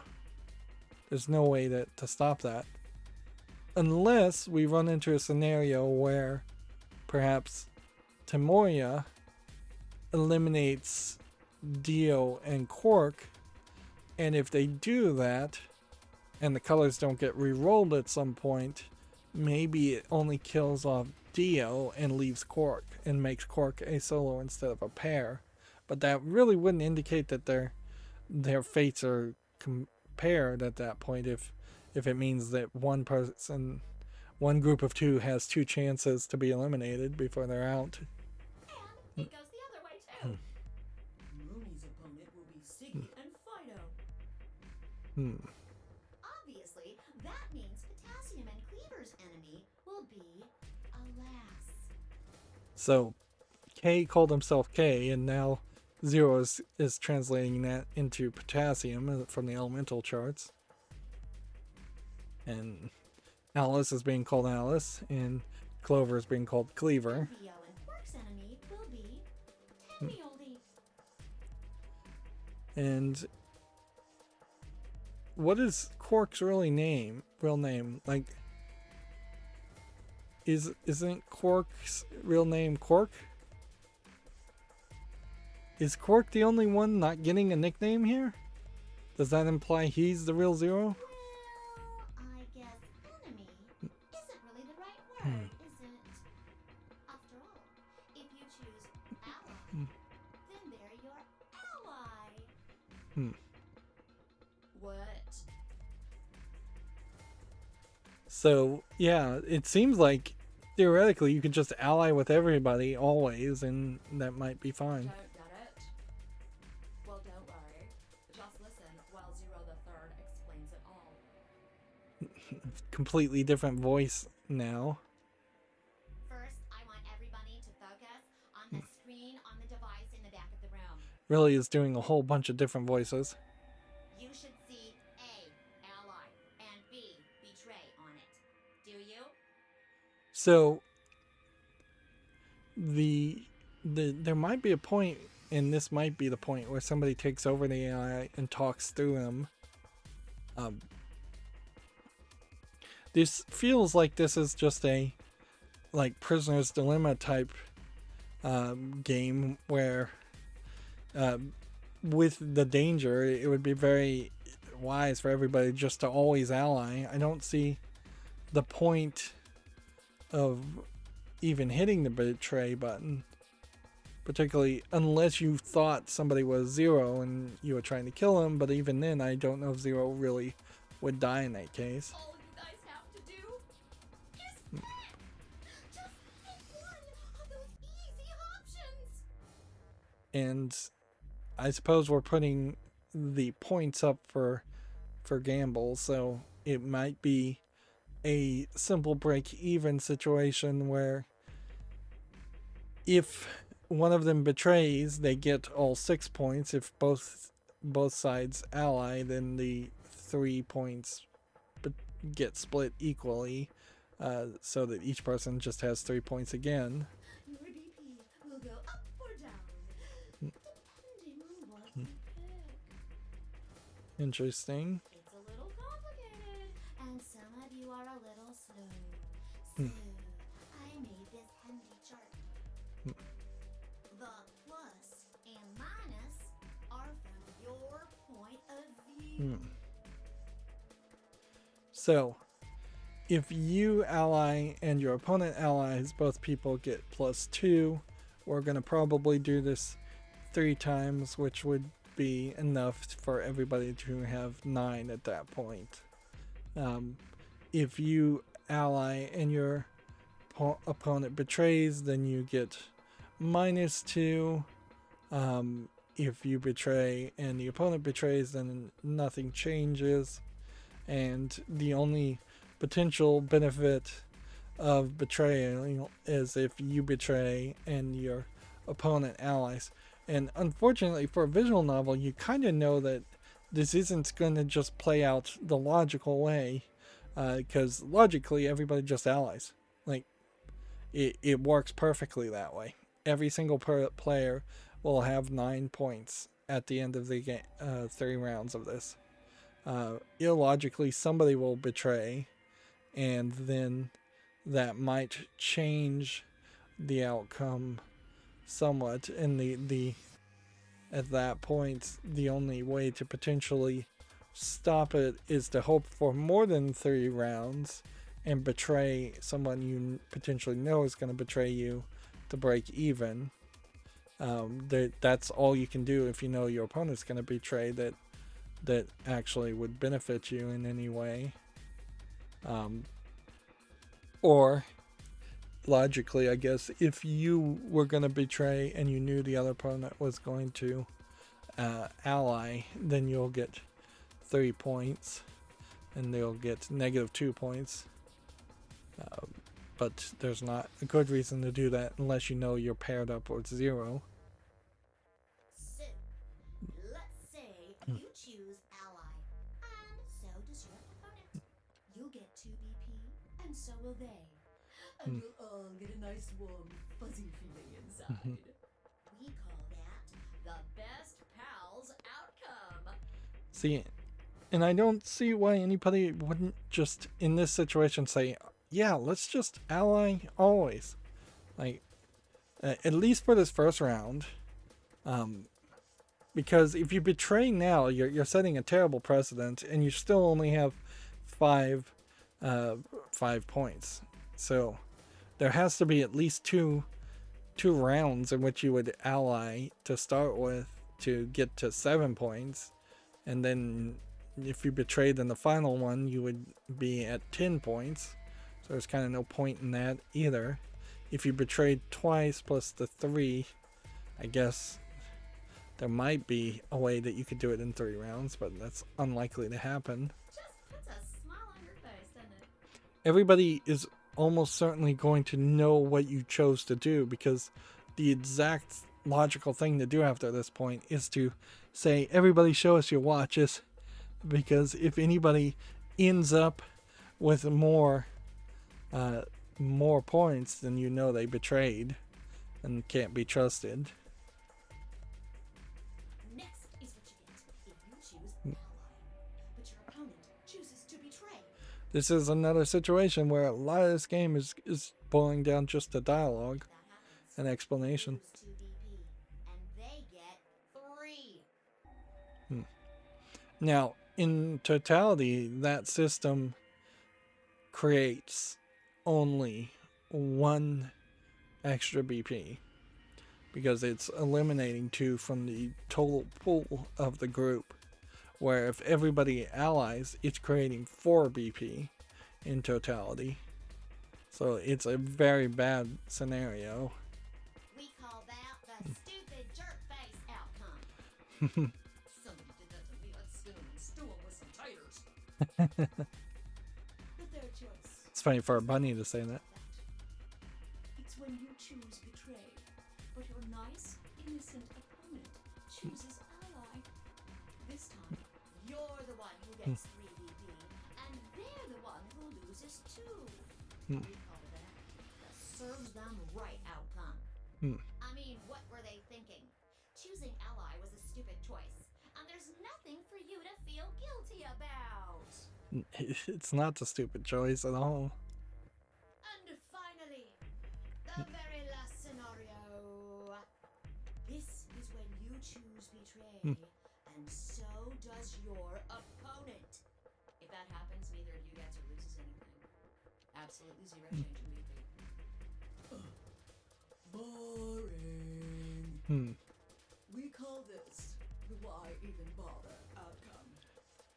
Now, you could probably mess with these points slightly so that it would change the calculation. If you only got 1 point when both players allied, or if you got no points when both players allied, then the scenario changes. But the game has to be theoretically winnable by all the characters to get the best ending of the story, assuming there is a best ending. As the game master here, this is the situation I want to avoid the most. You're probably wondering about the pairs, aren't you? Well, let me explain. Remember how I told you that both people in a pair share a destiny? Well, that applies here too. The 2 of you only get 1 vote. You get to choose once between ally or betray. That doesn't mean you split your points, though. You don't split the points? You both get 3 points, or lose 2 points, or whatever.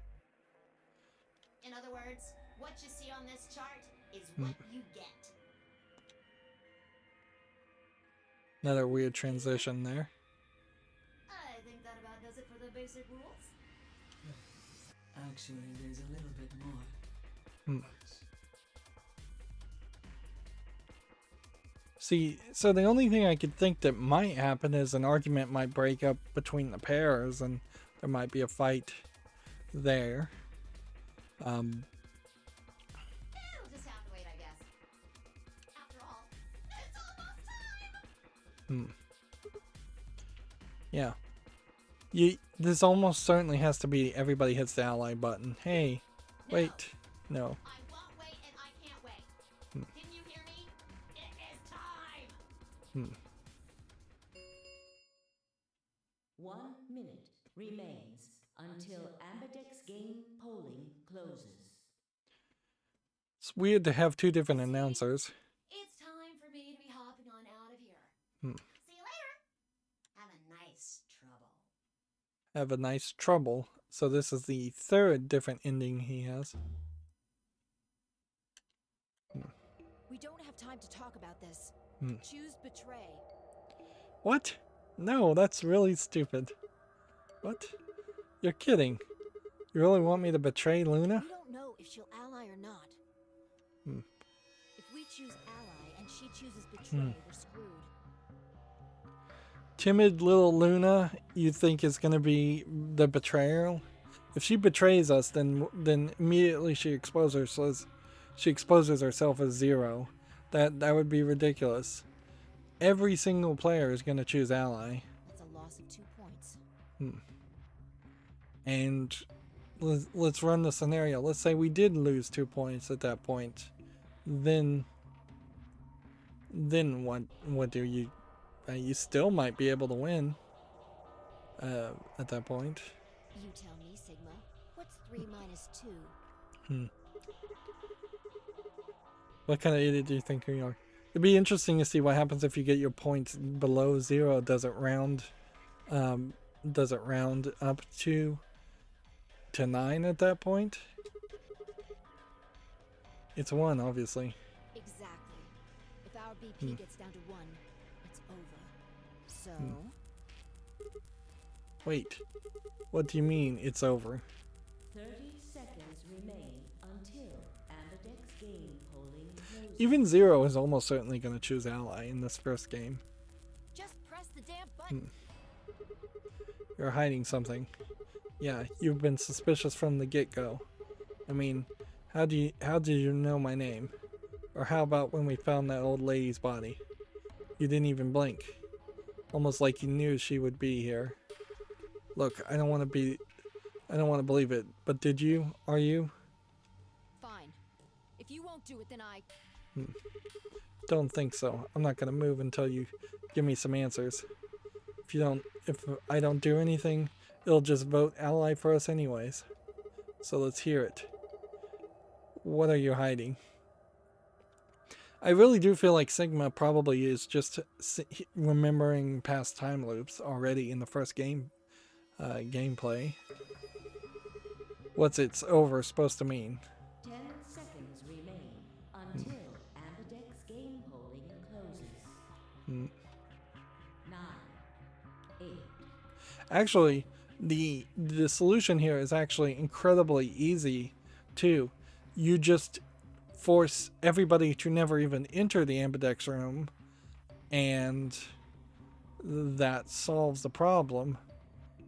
Assuming there isn't some other secret rule that says if everybody votes ally, everybody loses a point, or something like that, which that'd be particularly cruel. But yeah, if nobody goes even into the rooms, they can't vote betrayal. So that solves it. So all the team would have to do is everybody vote ally right now. 6, 5, 4, 3, 2. When your BP hits 0, you die. When your BP hits 0, you die. Well, we'd still be at 1. That's what I meant. How do you know that? 1.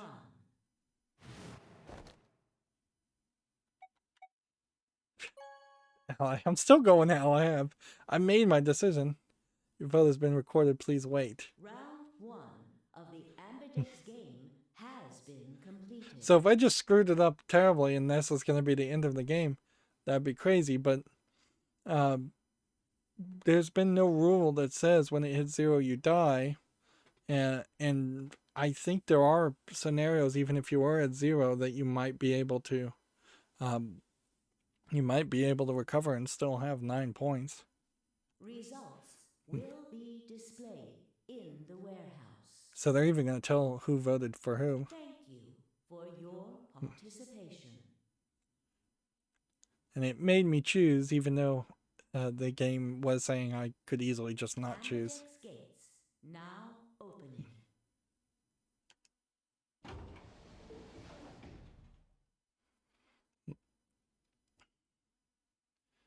As Vi and I step out of the AB room, I could see the others running towards the monitor, shoving, pushing, and getting closer. I suppose nobody's going to die immediately right now, but we probably will see somebody didn't vote ally. Tomoya was left behind, his footsteps a slow, heavy plod. What had happened to make him like that? Well, he saw his wife dead, almost certainly. What was that, Sigma? Huh? Play dumb. You chose ally. Hmm. Didn't you hear me? I told you that if your BP drops to 0, you die. And see, the benefit of playing a visual novel is that you can pause each line of dialogue and think things through way more than any of these characters are reasonably written to have thought things through. Yeah, I heard you. A whole second before the deadline. How can you expect me to think anything through that quick? It would have taken like half a second just to process what you'd said. No, you could have done it.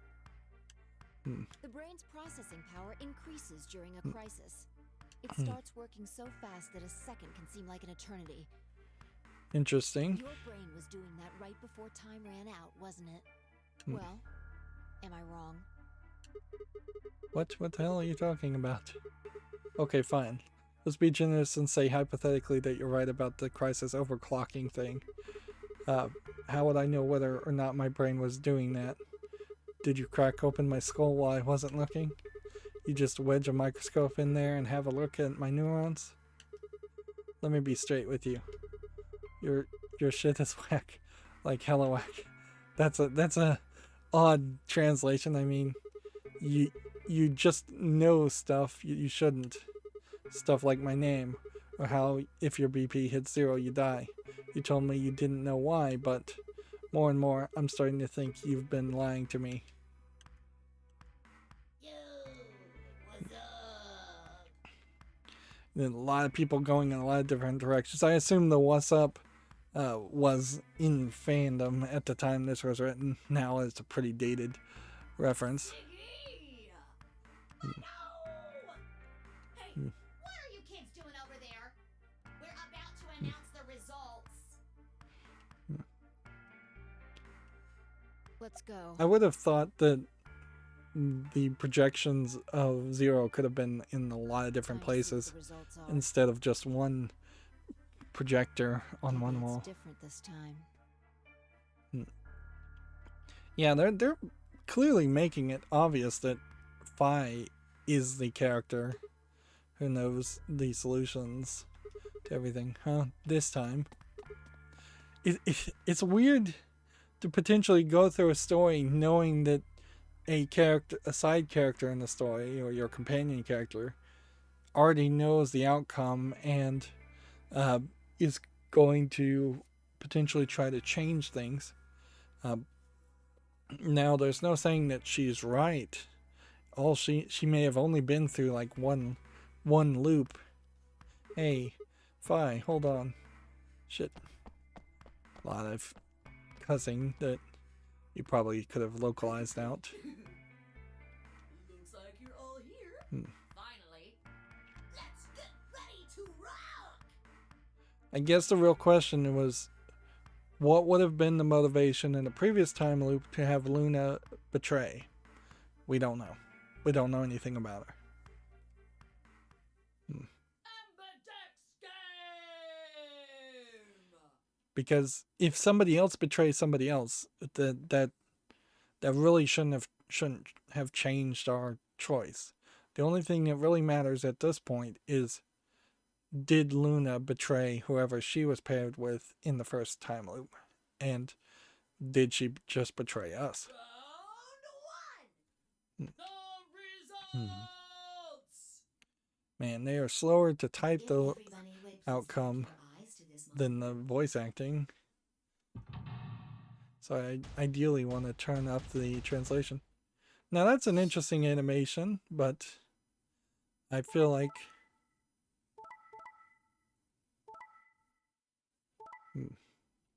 so I was right, but Kay and Clover betrayed and Dio and Quark betrayed, so there's a couple of idiots, to say the least, in the pairs.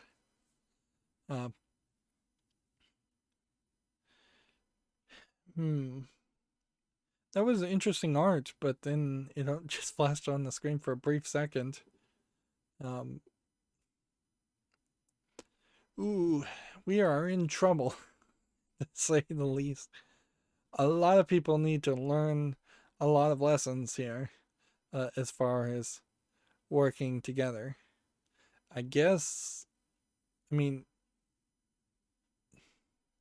I don't know what the trick here is, really. Each pair betrayed and each solo person allied. So had we picked Tomoya instead of Luna, we still, in my book, should have allied. Had we picked Alice instead of Luna, we still should have allied. But we're now surrounded by betrayers in Kay and Clover and Dio and Quark. Which I wouldn't be surprised if it was Clover's idea to betray more than Kay's. And I wouldn't be surprised if it was 100% Dio's idea to betray. And Quark, his name just Quark. So Quark is the only one that doesn't have a nickname. So almost certainly Quark is 0. And Quark, if that Quark is 0, he did betray, which is kind of crazy. Here are the results from your game. Now, let us check the numbers on our bracelets. So how do we really adjust this? We're gonna have to convince everybody to continue to ally, and we might very well have to convince somebody to allow themselves to be betrayed to balance things out. 6 1 6 1 5 5. Thanks, Luna. Oh no, it's nothing. You don't have to thank me. I only did what anybody would have done. Unfortunately, it wasn't what everybody had done. It was my hope that there would have been more intelligent people in this group, but inherently you wouldn't have a story if everybody was running the numbers as well as I think I am. I believed in you and Phi. Well, she had faith. While Luna glanced away, I threw Phi what could only be described as a smug grin. Rather frustratingly, she didn't respond, only turned away unperturbed. I was about to press the issue when I heard Tomoya's voice. Quark, what happened? So, Tomoya is going to ask Quark directly what happened. And Tomoya has this odd kind of angular fist depiction. I feel like Tomoya may have been a last-minute addition as far as how characters were animated, because he definitely does not feel as well animated as the other characters. No, it wasn't me. Mr. Dio tricked me. He told me he'd pick Allied. He promised. That's why I let him do the voting. Is this true, Dio? Yep, seems like we're gonna... Are you serious? This kid's full of shit. What? I didn't do squat. Quark was the one who decided how we were gonna vote. You wanna know what he told me? You just leave the voting to me, Mr. Dio. Grandpa's gonna choose to ally for sure, 'cause I'm his opponent on this one. I think we should betray.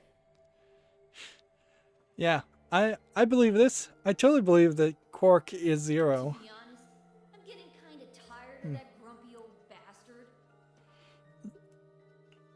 And Dio, if Quark is 0, pairing him with the dumbest person would be a good move. He's had a good life, but it's time for him to go. What do you say we leave the old fart here and leave? I've got a plan.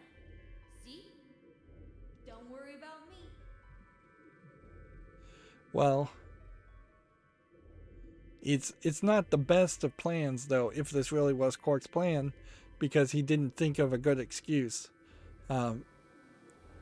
Where, like, as a kid, he could just say, I was trying to hit the ally button, but I slipped. My finger slipped. I was too short. I accidentally hit the betray button.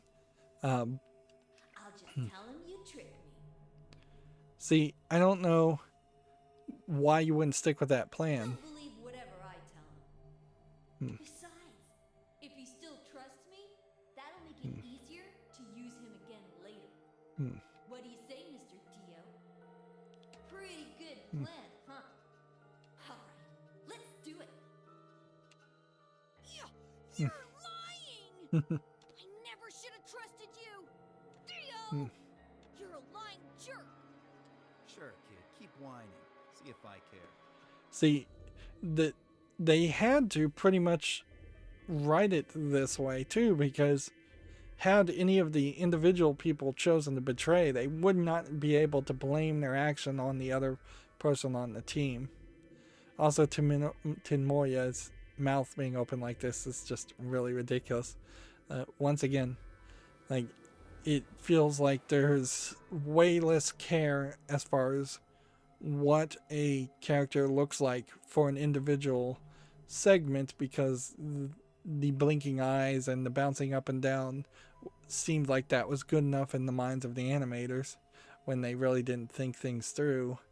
Like, it's very, very ridiculous to have a character just have his mouth completely open like that. Grandpa! You believe me, right? Don't let this brat fool you, old man. All of this is just part of his plan. You bastard! I'm not gonna let you get away with this! That's enough, Quark. Don't lose your temper. How long have I known you? I could be deaf and blind, and I'd still know if you were lying to me. Really? You're just as gullible as he said you'd be. Hook, line, and sinker. Let me give you a little warning, Tenmyoji. That little shit is a hell of an actor. I'll bet you money he's a born con man. I don't know what he is to you, but if I were you, I'd trust the kid as far as I could throw him, and at your age, that can't be much. You hearing me, old man? Keep an eye on him. So, unless we get some repairing here, though, it's going to be a weird scenario next time we do an Ambidex game. What does that have to do potentially with being ambidextrous, though? But, like, it almost feels like it should be labeled the duplicitous game. That would probably be a better word. What about Clover? I understand. Here we have Alice apparently forgiving Clover and Kay, and Alice has the winking eye scenario, and I feel like they intentionally meant to do that, but they went overboard with it, or it's glitching out, or they just didn't really think it through to have a character completely blinking. We just saw a character with his mouth completely open. There is also a problem with Alice in particular, because if she is this, if Alice is the potentially immortal 1,000-year-old Egyptian priestess, there's not a lot of guarantee that if the bracelet injected her with a drug, that it would kill her anyways. Like, she does have that magical element to her. I'm so sorry. We assume Clover is normal, and we assume Kay can be killed too. I apologize. Very Japanese. I apologize for potentially risking your life. This is very unfortunate. There's just not a good logical reason to have betrayed in the first round in the first place. Like only paranoid fear, like that the other person would betray, would have been a reason to have pressed the betray button. And in the first round, you need to at least make a good faith motion and click ally. Now we know we can't trust Quark and Dio, and we have to just assume that's the case. I also feel like Quark is probably zero, and now we know we can't trust Clover and Kay, so that limits us down to just trusting Alice, Luna, and Tinmoya, which maybe we can't even trust those two, in the next rounds. It looked as though another argument had taken place while Cork and Dio were fighting. Whatever it had been about, it appeared to have resolved itself. The past is the past. There's no point complaining about it. There is a problem, like, even if you're gonna fade out to just a background image and do some narration, each of these 3D model poses need to probably have changed in between that. Like, every time we see a character, they should move to a different pose, or at least reset to maybe a neutral pose and then move back to the same pose. I'll just have to try and get those points back in the next AB game.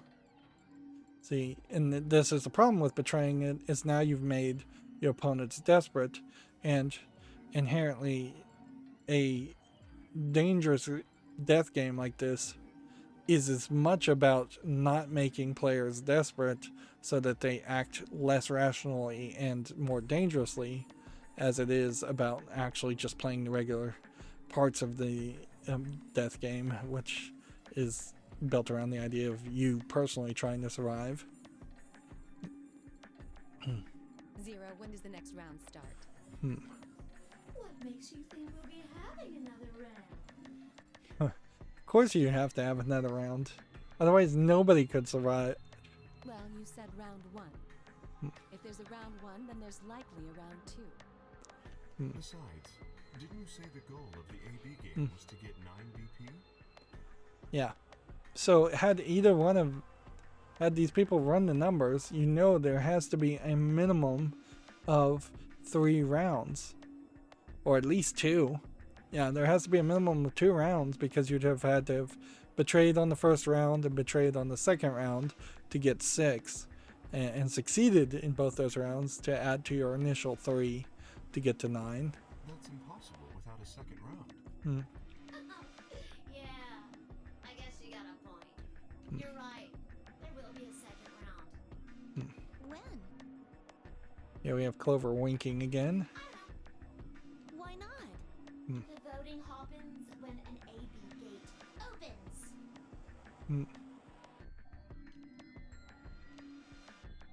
They're already open. Right, you are. So, let me just close them. The Ambidex gates have closed. Round 2 of the Ambidex game will be the Moon round. Moon cards will be required to open the gates. Okay, so you need a sun, a moon. I don't know what the third round would be. Star, probably. Moon cards. Does that mean that we can't use these cards anymore since they've got suns on them? Yes, indeedy. Now, You'll have to look for cards with moons on them. So, how many times do we play the AB game? So, I'm not sure what the real reason for a lot of these escape rooms are, frankly. Like, because if you were trapped in the escape room and you literally just could not find a way to escape, then you probably at that point just either starve to get death if everybody got trapped in escape rooms and couldn't escape, or you just wait there until somebody starts the Ambidex room, and then because you're trapped in a room you automatically vote ally. Was there a rule I'm forgetting about where if you're stuck in an escape room for too long you will die? I don't think so. So, but then you might just be stuck in that room forever, regardless. I don't know. As many times as you need to. It's anybody's guess how long it'll go. But I plan on keeping this party going until somebody opens the number 9 door. So it's over when someone gets 9 BP. No, it's over when somebody leaves by opening the 9 door. It would be perfectly acceptable to let more people continue playing, particularly if they all learn their lesson and just allied with everybody. Nope. As long as that person doesn't open the number 9 door, the game goes on. Of course. You could also get stuck just below 9 BP, where every bunny just keeps going back and forth, leaving you losing points. After all, if there's no bunny with 9 BP, the door can't open. If that happens, you'll just have to continue on to round 3, and round 4, and round 5. Round 100, round 2000, you might even go all the way up to round 24,009,004,897. Although, I really, really hope it doesn't come to that. I wonder if that number you just mentioned is like a 64-bit integer max. We're back to the same stationary image. Like, this is where animation would have probably helped a lot more in the distance. Hey, can I ask you something? Can you? There's rules about who can go into the secondary doors, right? Like, you have to have 3 people exactly? Yeah? So? Well, what about the number 9 door? Are the rules the same? Nope. There aren't any rules about how many people can go through that door. It could be 1 person, or 2 people, or even all 9 of you. So if everybody gets 9 points, the door can open that one time, they can all run through it. There's anything you'll see. All that stuff about how you have to have 3 people to go through the secondary chromatic doors. Maybe it's not 100% true. What? What do you mean? Well, you can open the door with just 1 or 2 people if you want. That's not what you told us. Well, I didn't want to make things complicated. Then explain it now. Just use the bracelets. What? How? There's a sort of scanner between the 2 doors. It checks to see if the right people are going through. But that doesn't necessarily mean it's scanning the people. So, it's scanning the bracelets then?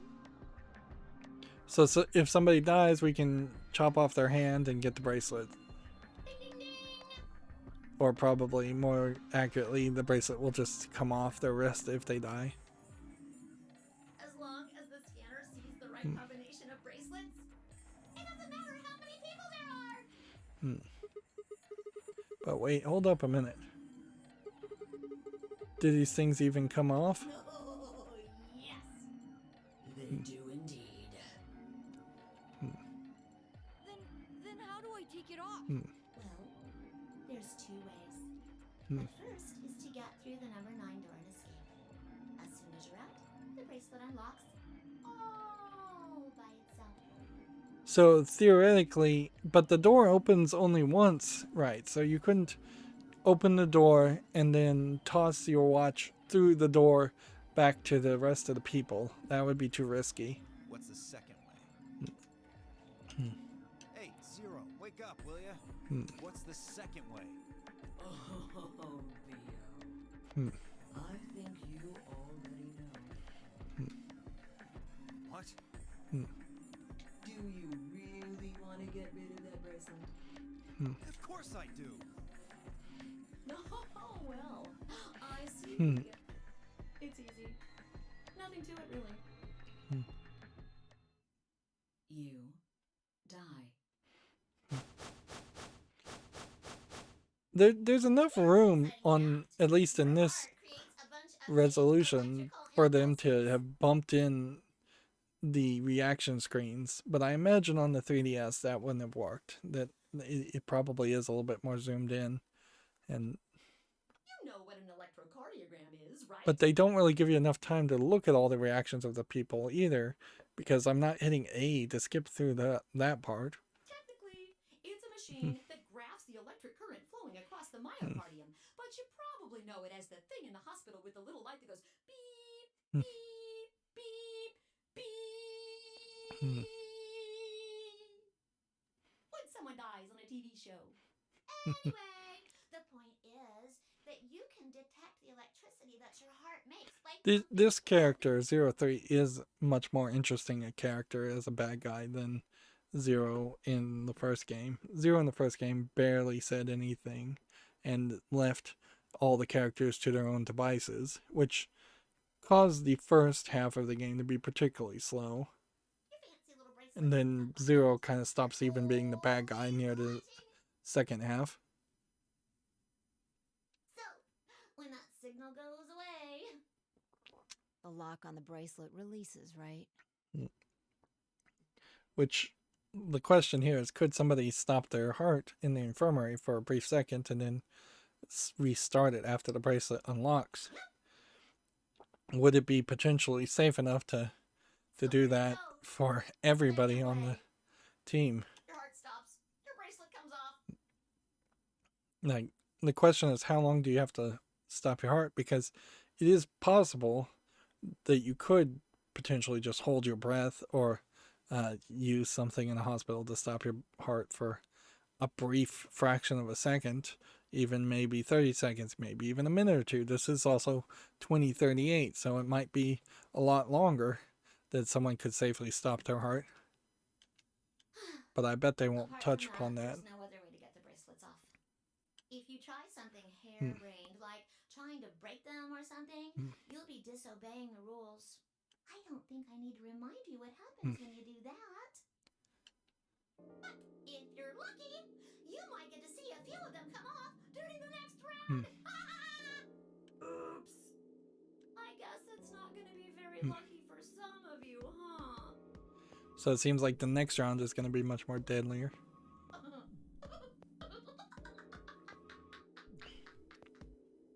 I'm not sure if the story absolutely needs to start killing off characters, but it does fix the flow issue, certainly. We can see, even though this has been a potential 5-hour experience so far, maybe even 6-hour experience, we can see that there isn't that much of a game to continue to go through.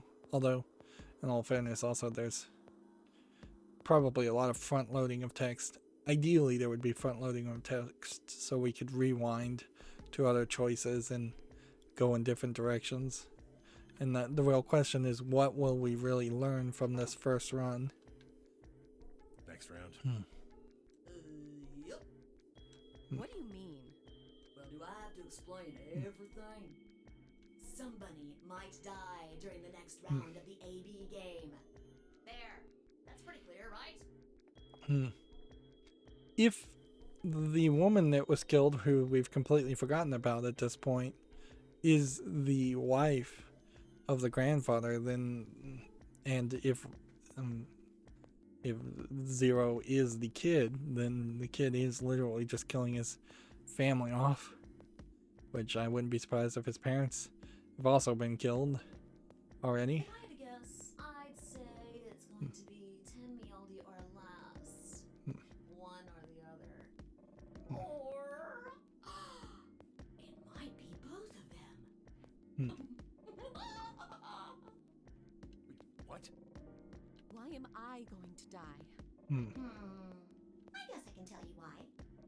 Anyone whose BP drops to 0 gets penalized, just like when you break the rules. I'm pretty sure I already told you what the penalty is. So, you mean the needles in our bracelets are going to activate and we'll die? Correct, Siggy. Full marks. And apparently, Sai did know that, or Phi knew that, so Phi had been right. But how'd she know? How had she known before Zero told us? I see. Alice and I only have 1 BP. That means we'd have less than 0 if we lost 2 points. Yep. What? What the hell?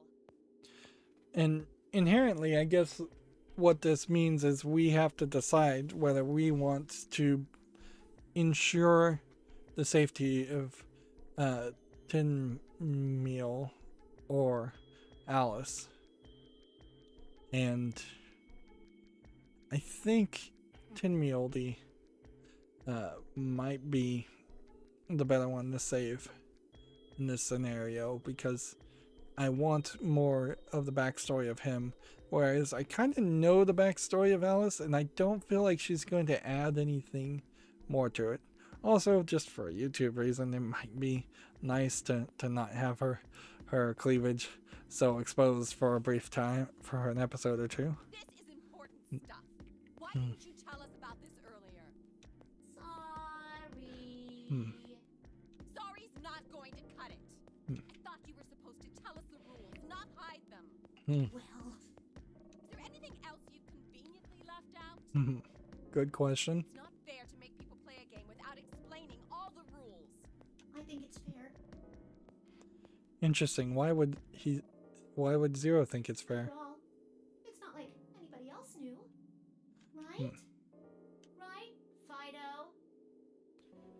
Well, so apparently Fido did know, and now Zero is calling Fi out for that reason. Yeah, I guess so. So maybe Fi is Zero. Took a moment to go over everything in my head. The AB game would continue until someone opened the number 9 door.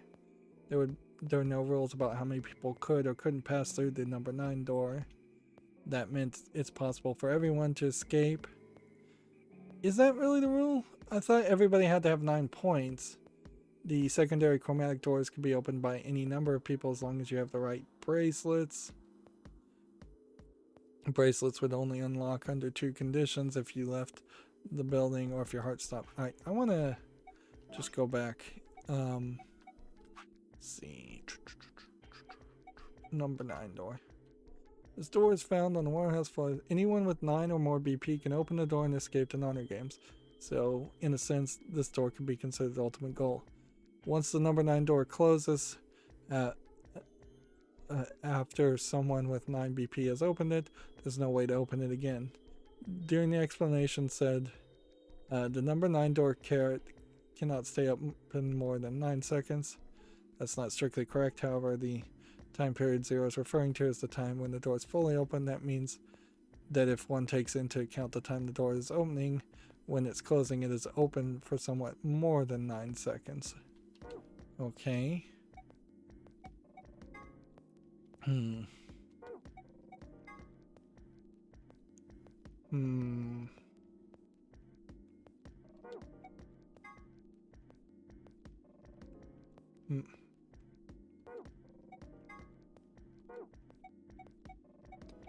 Well, every bit of detail here seems to indicate that only one person needs to have 9 points, and then everybody else can run through it, which just seems exactly different to the case in the first game, where it was totally that you couldn't run through the door.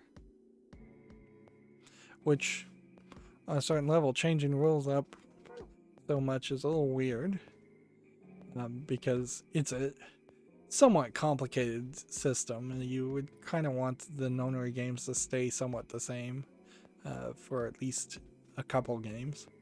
Bracelets would only unlock under 2 conditions: if you left the building or if your heart stopped. If your BP hits 0, the needles on your bracelets would activate, killing you. One last thing. One last thing. The next set of chromatic doors you'll be going through are downstairs. You already saw them, right? There should have been 3. Red, blue, and green. Right. That means that to get through, you'll need bracelets in cyan, magenta, and yellow. Okay. So, are our bracelets now going to change to a different color, or are we all of a sudden going to get a second group of bracelets, which would confuse the issue quite a lot. But wait, you've already got those bracelets. Have a look. The color's changed, hasn't it? Yeah, it did change. So we're in cyan. Mine changed from red to cyan. Me too. Mine's cyan now. And she's a pair now also. So it seems like we're going to have no control as far as the pairing at all. So Alice might be safe now. Mine too. And Clover is a solo. Wait. I guess the colors weren't the only thing that changed. It switched from pair to solo. You're right. Mine switched from solo to pair. I'd also have to mention that Clover's voice acting is weird, to say the least, for this style of game. They have a soft-voiced kid and a soft-voiced teenager, in where all the other characters are going to be rougher adults in a stressful situation. Mine is now a solo as well. So this is where the branching paths could go in a lot of different directions, because we apparently probably did affect how the pairs would have been broken up, but looking at the flow, I would imagine there are actually only so many options here. Let's see. I guess they're saying the Ambidex game was probably a novel section. So, had we chosen Betray, we would have gone down this route, which would have eliminated one option. And we're just picking the top options each time. And I don't think that much really would have changed otherwise. Almost certainly we're not going to get towards the good ending until we start doing these stories. They go 2 tiers longer and may unlock even more things. Yeah. So if Betray changed something, it would have only paired us with one other person. Probably Tinmoya instead of Alice. But why did they pick Alice particularly? And why does this does probably almost certainly break us with Sai, which that'll be interesting to see how that story goes. Yep, looks like mine's changed too. Tinmoya is now paired with who? Solo to pair. I'm still a pair. So now Quark and the grandfather are paired together. The 3 of us seem to be magenta now as well. I'm yellow. And it still says solo.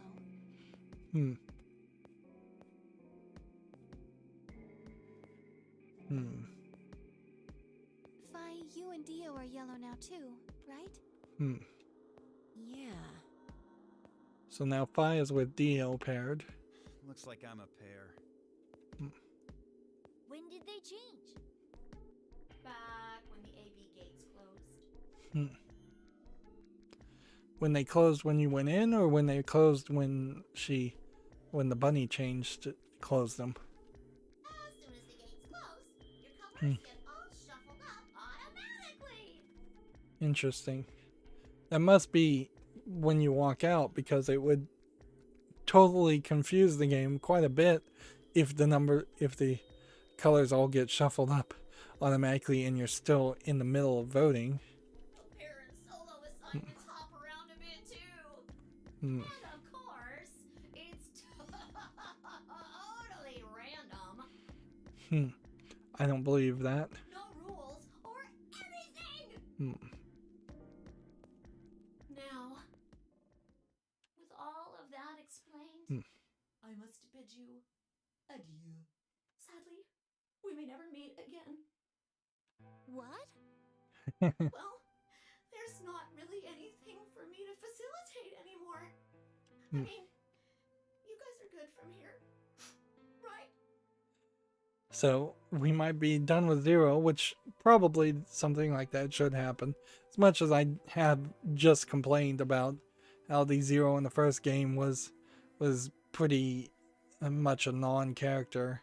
If we're going to get any of the backstory of the other characters, we kind of need to stop making Zero the Third here the main focus of character development. I'll never see you guys again.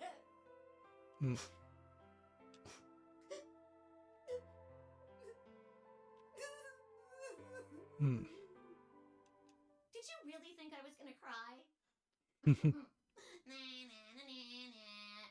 Suckers! As if I'd cry over you dummies! What the?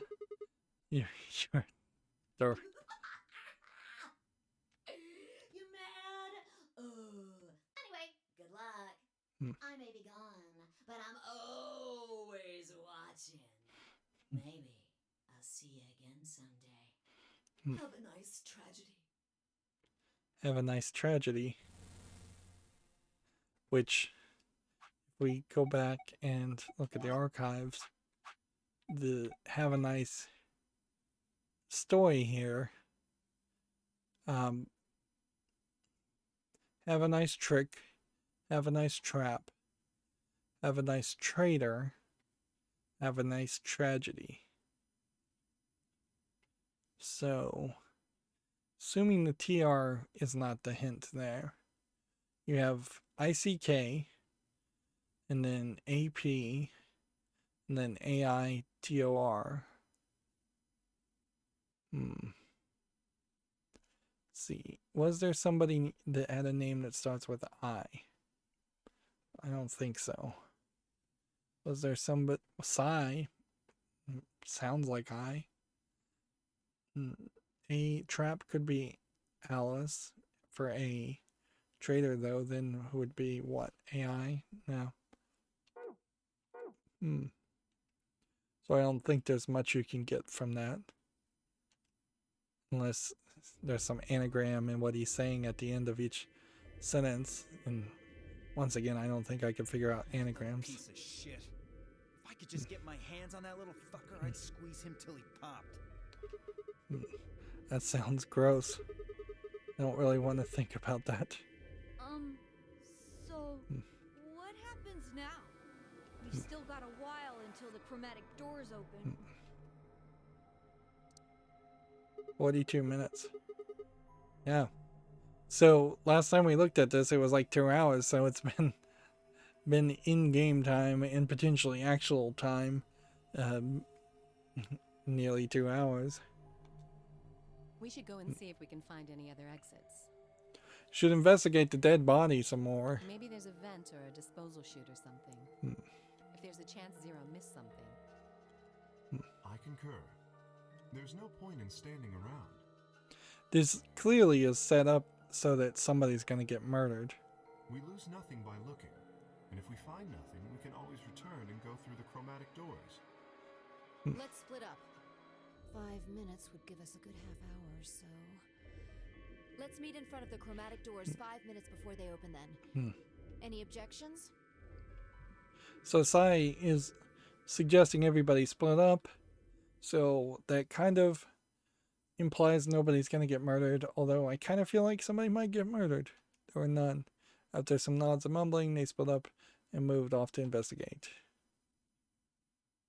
I was the only person who stayed behind. Damn. How the hell did I end up here? Why? Why me? Are we gonna get some kind of flashback? Try as I might, I couldn't think of anything I'd done that could have landed me in Zero's game. I hadn't pissed anyone off. Or at least not this bad.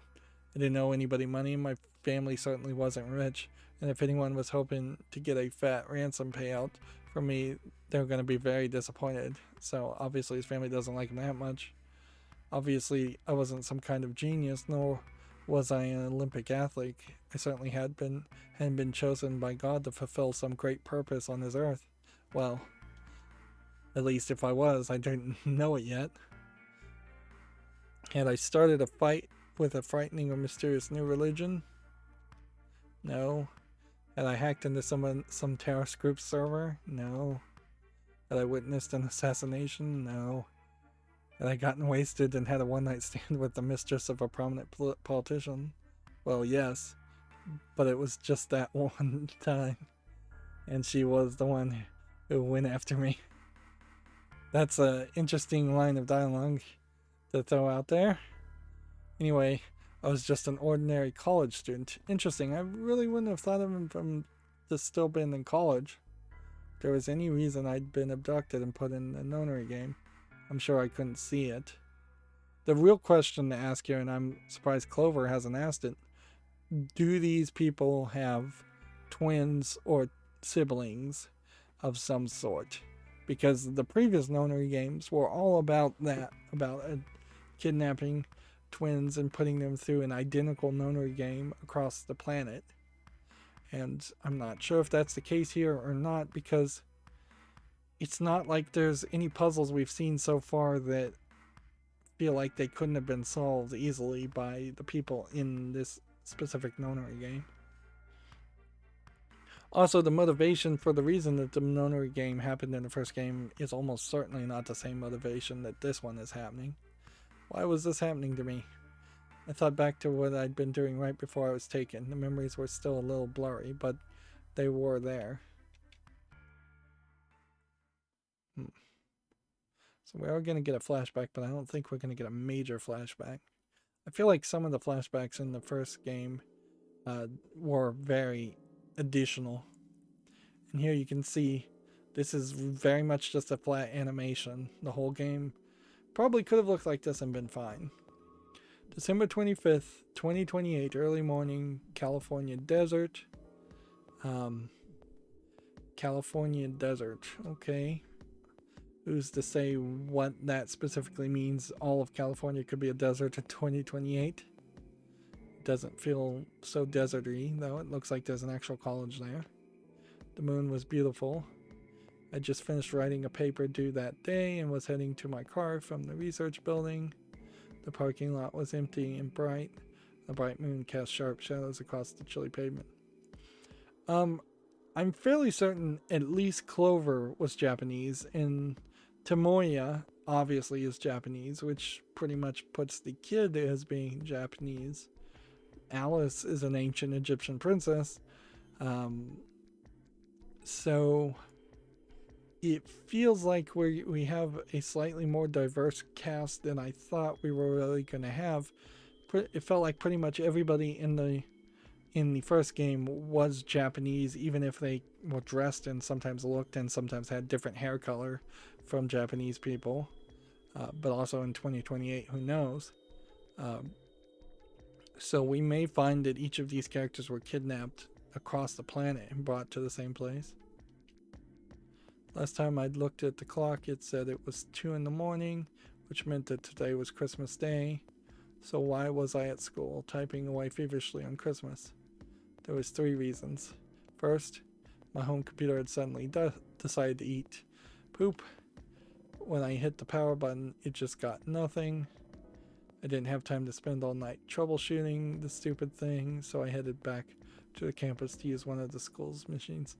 In the first game, there was also like really advanced computers that were slightly hinted at in the first game, and it became very much a red herring that never got explained. That we were looking at like old computers, and one of the belly dancer character in particular turned out to be this like super hacker. Second, the professor in charge of my research group was a Buddhist.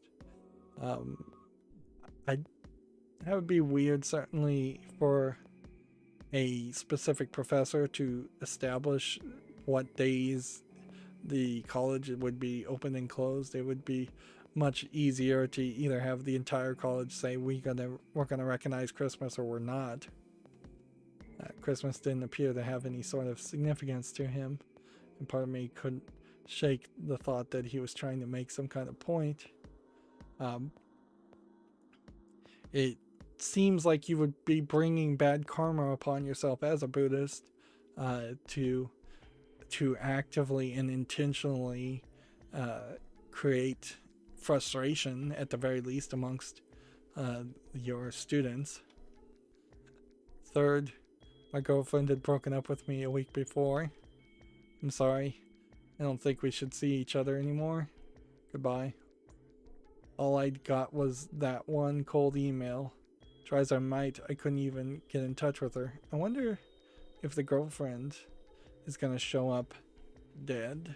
There's a chance of that. Of course, that means I wouldn't be attending the party we'd been planning to go to. Somehow, I didn't think drinking by myself around a bunch of happy couples would really be a good idea. Yeah. It's nice to have some backstory for our main character, but almost certainly our main character is not Zero. It'd be very weird if we were.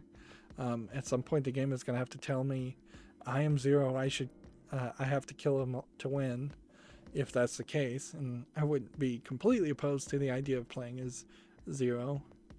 But I'm much more interested in the backstory of Sai and some of the other characters.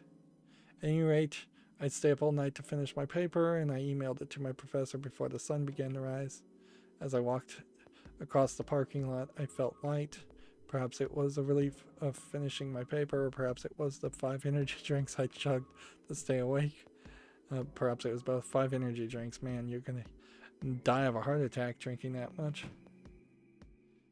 And see, if you look at his outfit, he has like this anarchist sign on his shirt, and you just don't get to see him in it. He is better than the main character in the first game, where that guy was just wearing like a lumberjack shirt.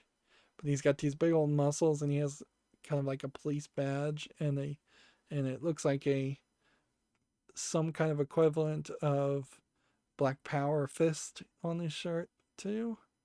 So he's kind of all over the place. It could be I don't know what it could be, really. Just a lot of random designs and fancy clothes. And his shirt is blue, so this being in black and white hides that part. I slid into my car and stuck the key into the ignition after only 2 tries. So he's half asleep and he's about to try and drive himself home, even on the energy drinks. Also weird that a car would still have ignition in 2038. This car would have had to have been a classic at this point. I twisted the key. Nothing happened. Of course, this could just be an alternate universe where they went back to using regular keys instead of key fobs, huh? I jiggled the key in the slot and tried again. And again. And again. On the 5th try, the engine made an odd creaking noise, like metal on metal, and fell silent.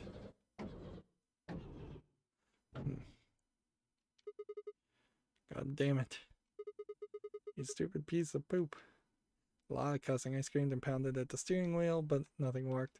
The console was about to get a visit from my fist when all the doors locked and you were gassed.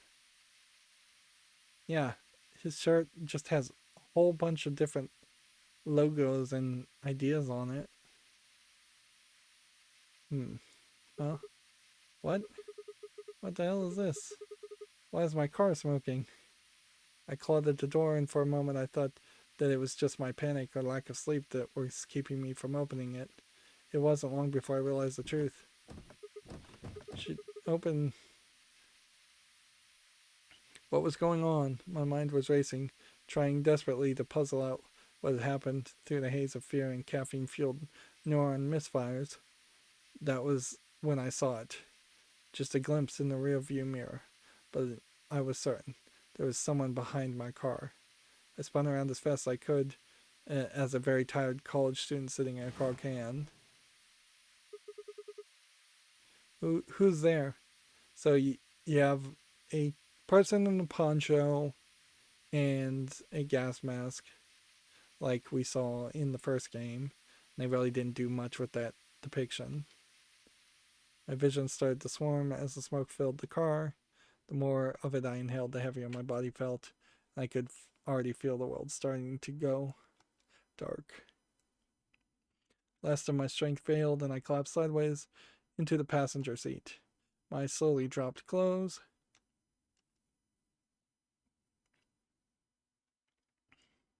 And then we woke here. Are we starting the whole game over again? That'd be very weird. When they opened again, I was in AB room with Phi. That'd be funny if this was the point where the whole game started over again. Why is this happening to me? It's been a few minutes wallowing in misery. I figured I deserved at least a little self-pity, but even I knew that brooding and whining wasn't going to get me anywhere. Like Kay had said, we need to at least try and find another way out. So I shook my head clear and stood up straight and headed off. Alright. Interesting. It is giving us an option here, but there seemingly isn't really a branching path, or at least not really, because we have 3 options, and that is that. I feel like the game, as we go to save, is also going to say a really inaccurate time. Yeah. Basically, it's every time I leave the game paused, the number of hours in between that is going to bounce that number higher and higher than the actual play time. And I feel like none of that flashback gave us any bit of information. So a lot of dialogue there, a lot of backstory. It would be fairly interesting to take this concept and kind of flip it on its head and say, hey, instead of us letting you play the whole story and see an outcome, let's just stop it as soon as you make a mistake and reset it on you. And then you can only actually see the outcome of certain points after you've seen enough variety here. I guess what you would want to do is like potentially get to the point where they decide to ally or vote, and just as you're about to hit the button, you close your eyes and then it brings you back to this point, or this point right now, and then you make the decision and you go to this point, and you just as you're about to vote ally or betray, you close your eyes and it gets you back to this point. And then when you finally get to the third of the 3 options and it potentially stops you from playing the same option twice, you at that point you have filled out the early part of the game completely and won't ever have to replay it again. Plus, by resetting right as you're about to ally or betray, you don't then get to see the outcome of the ally or betray, and you have to make these decisions when it actually does allow you to make a decision on the 4th try, based on being a lot more informed about characters and the events of characters without actually being spoiled on what the outcome happens. Because now, as it were, if I were to just rewind to this point, I'm not sure I even can. I hope we can at some point. My choice personally wouldn't be any different unless I come back and pick a different character. And if I pick a different character, then maybe I betray at that point, but then maybe the outcome is different also. So a lot of things are up in the air. Anyways, it's been nearly 3 hours. That's going to be it for this recording. As always, I ask you to like, share, subscribe, comment, and watch every second of my videos. If you want a friend to follow me on any social media sites, there's a whole bunch of links down below. And if you want to support me further, there's a link to Patreon, or you can friend me on Steam and gift me a game off my wishlist. Thank you for watching. Have a good evening.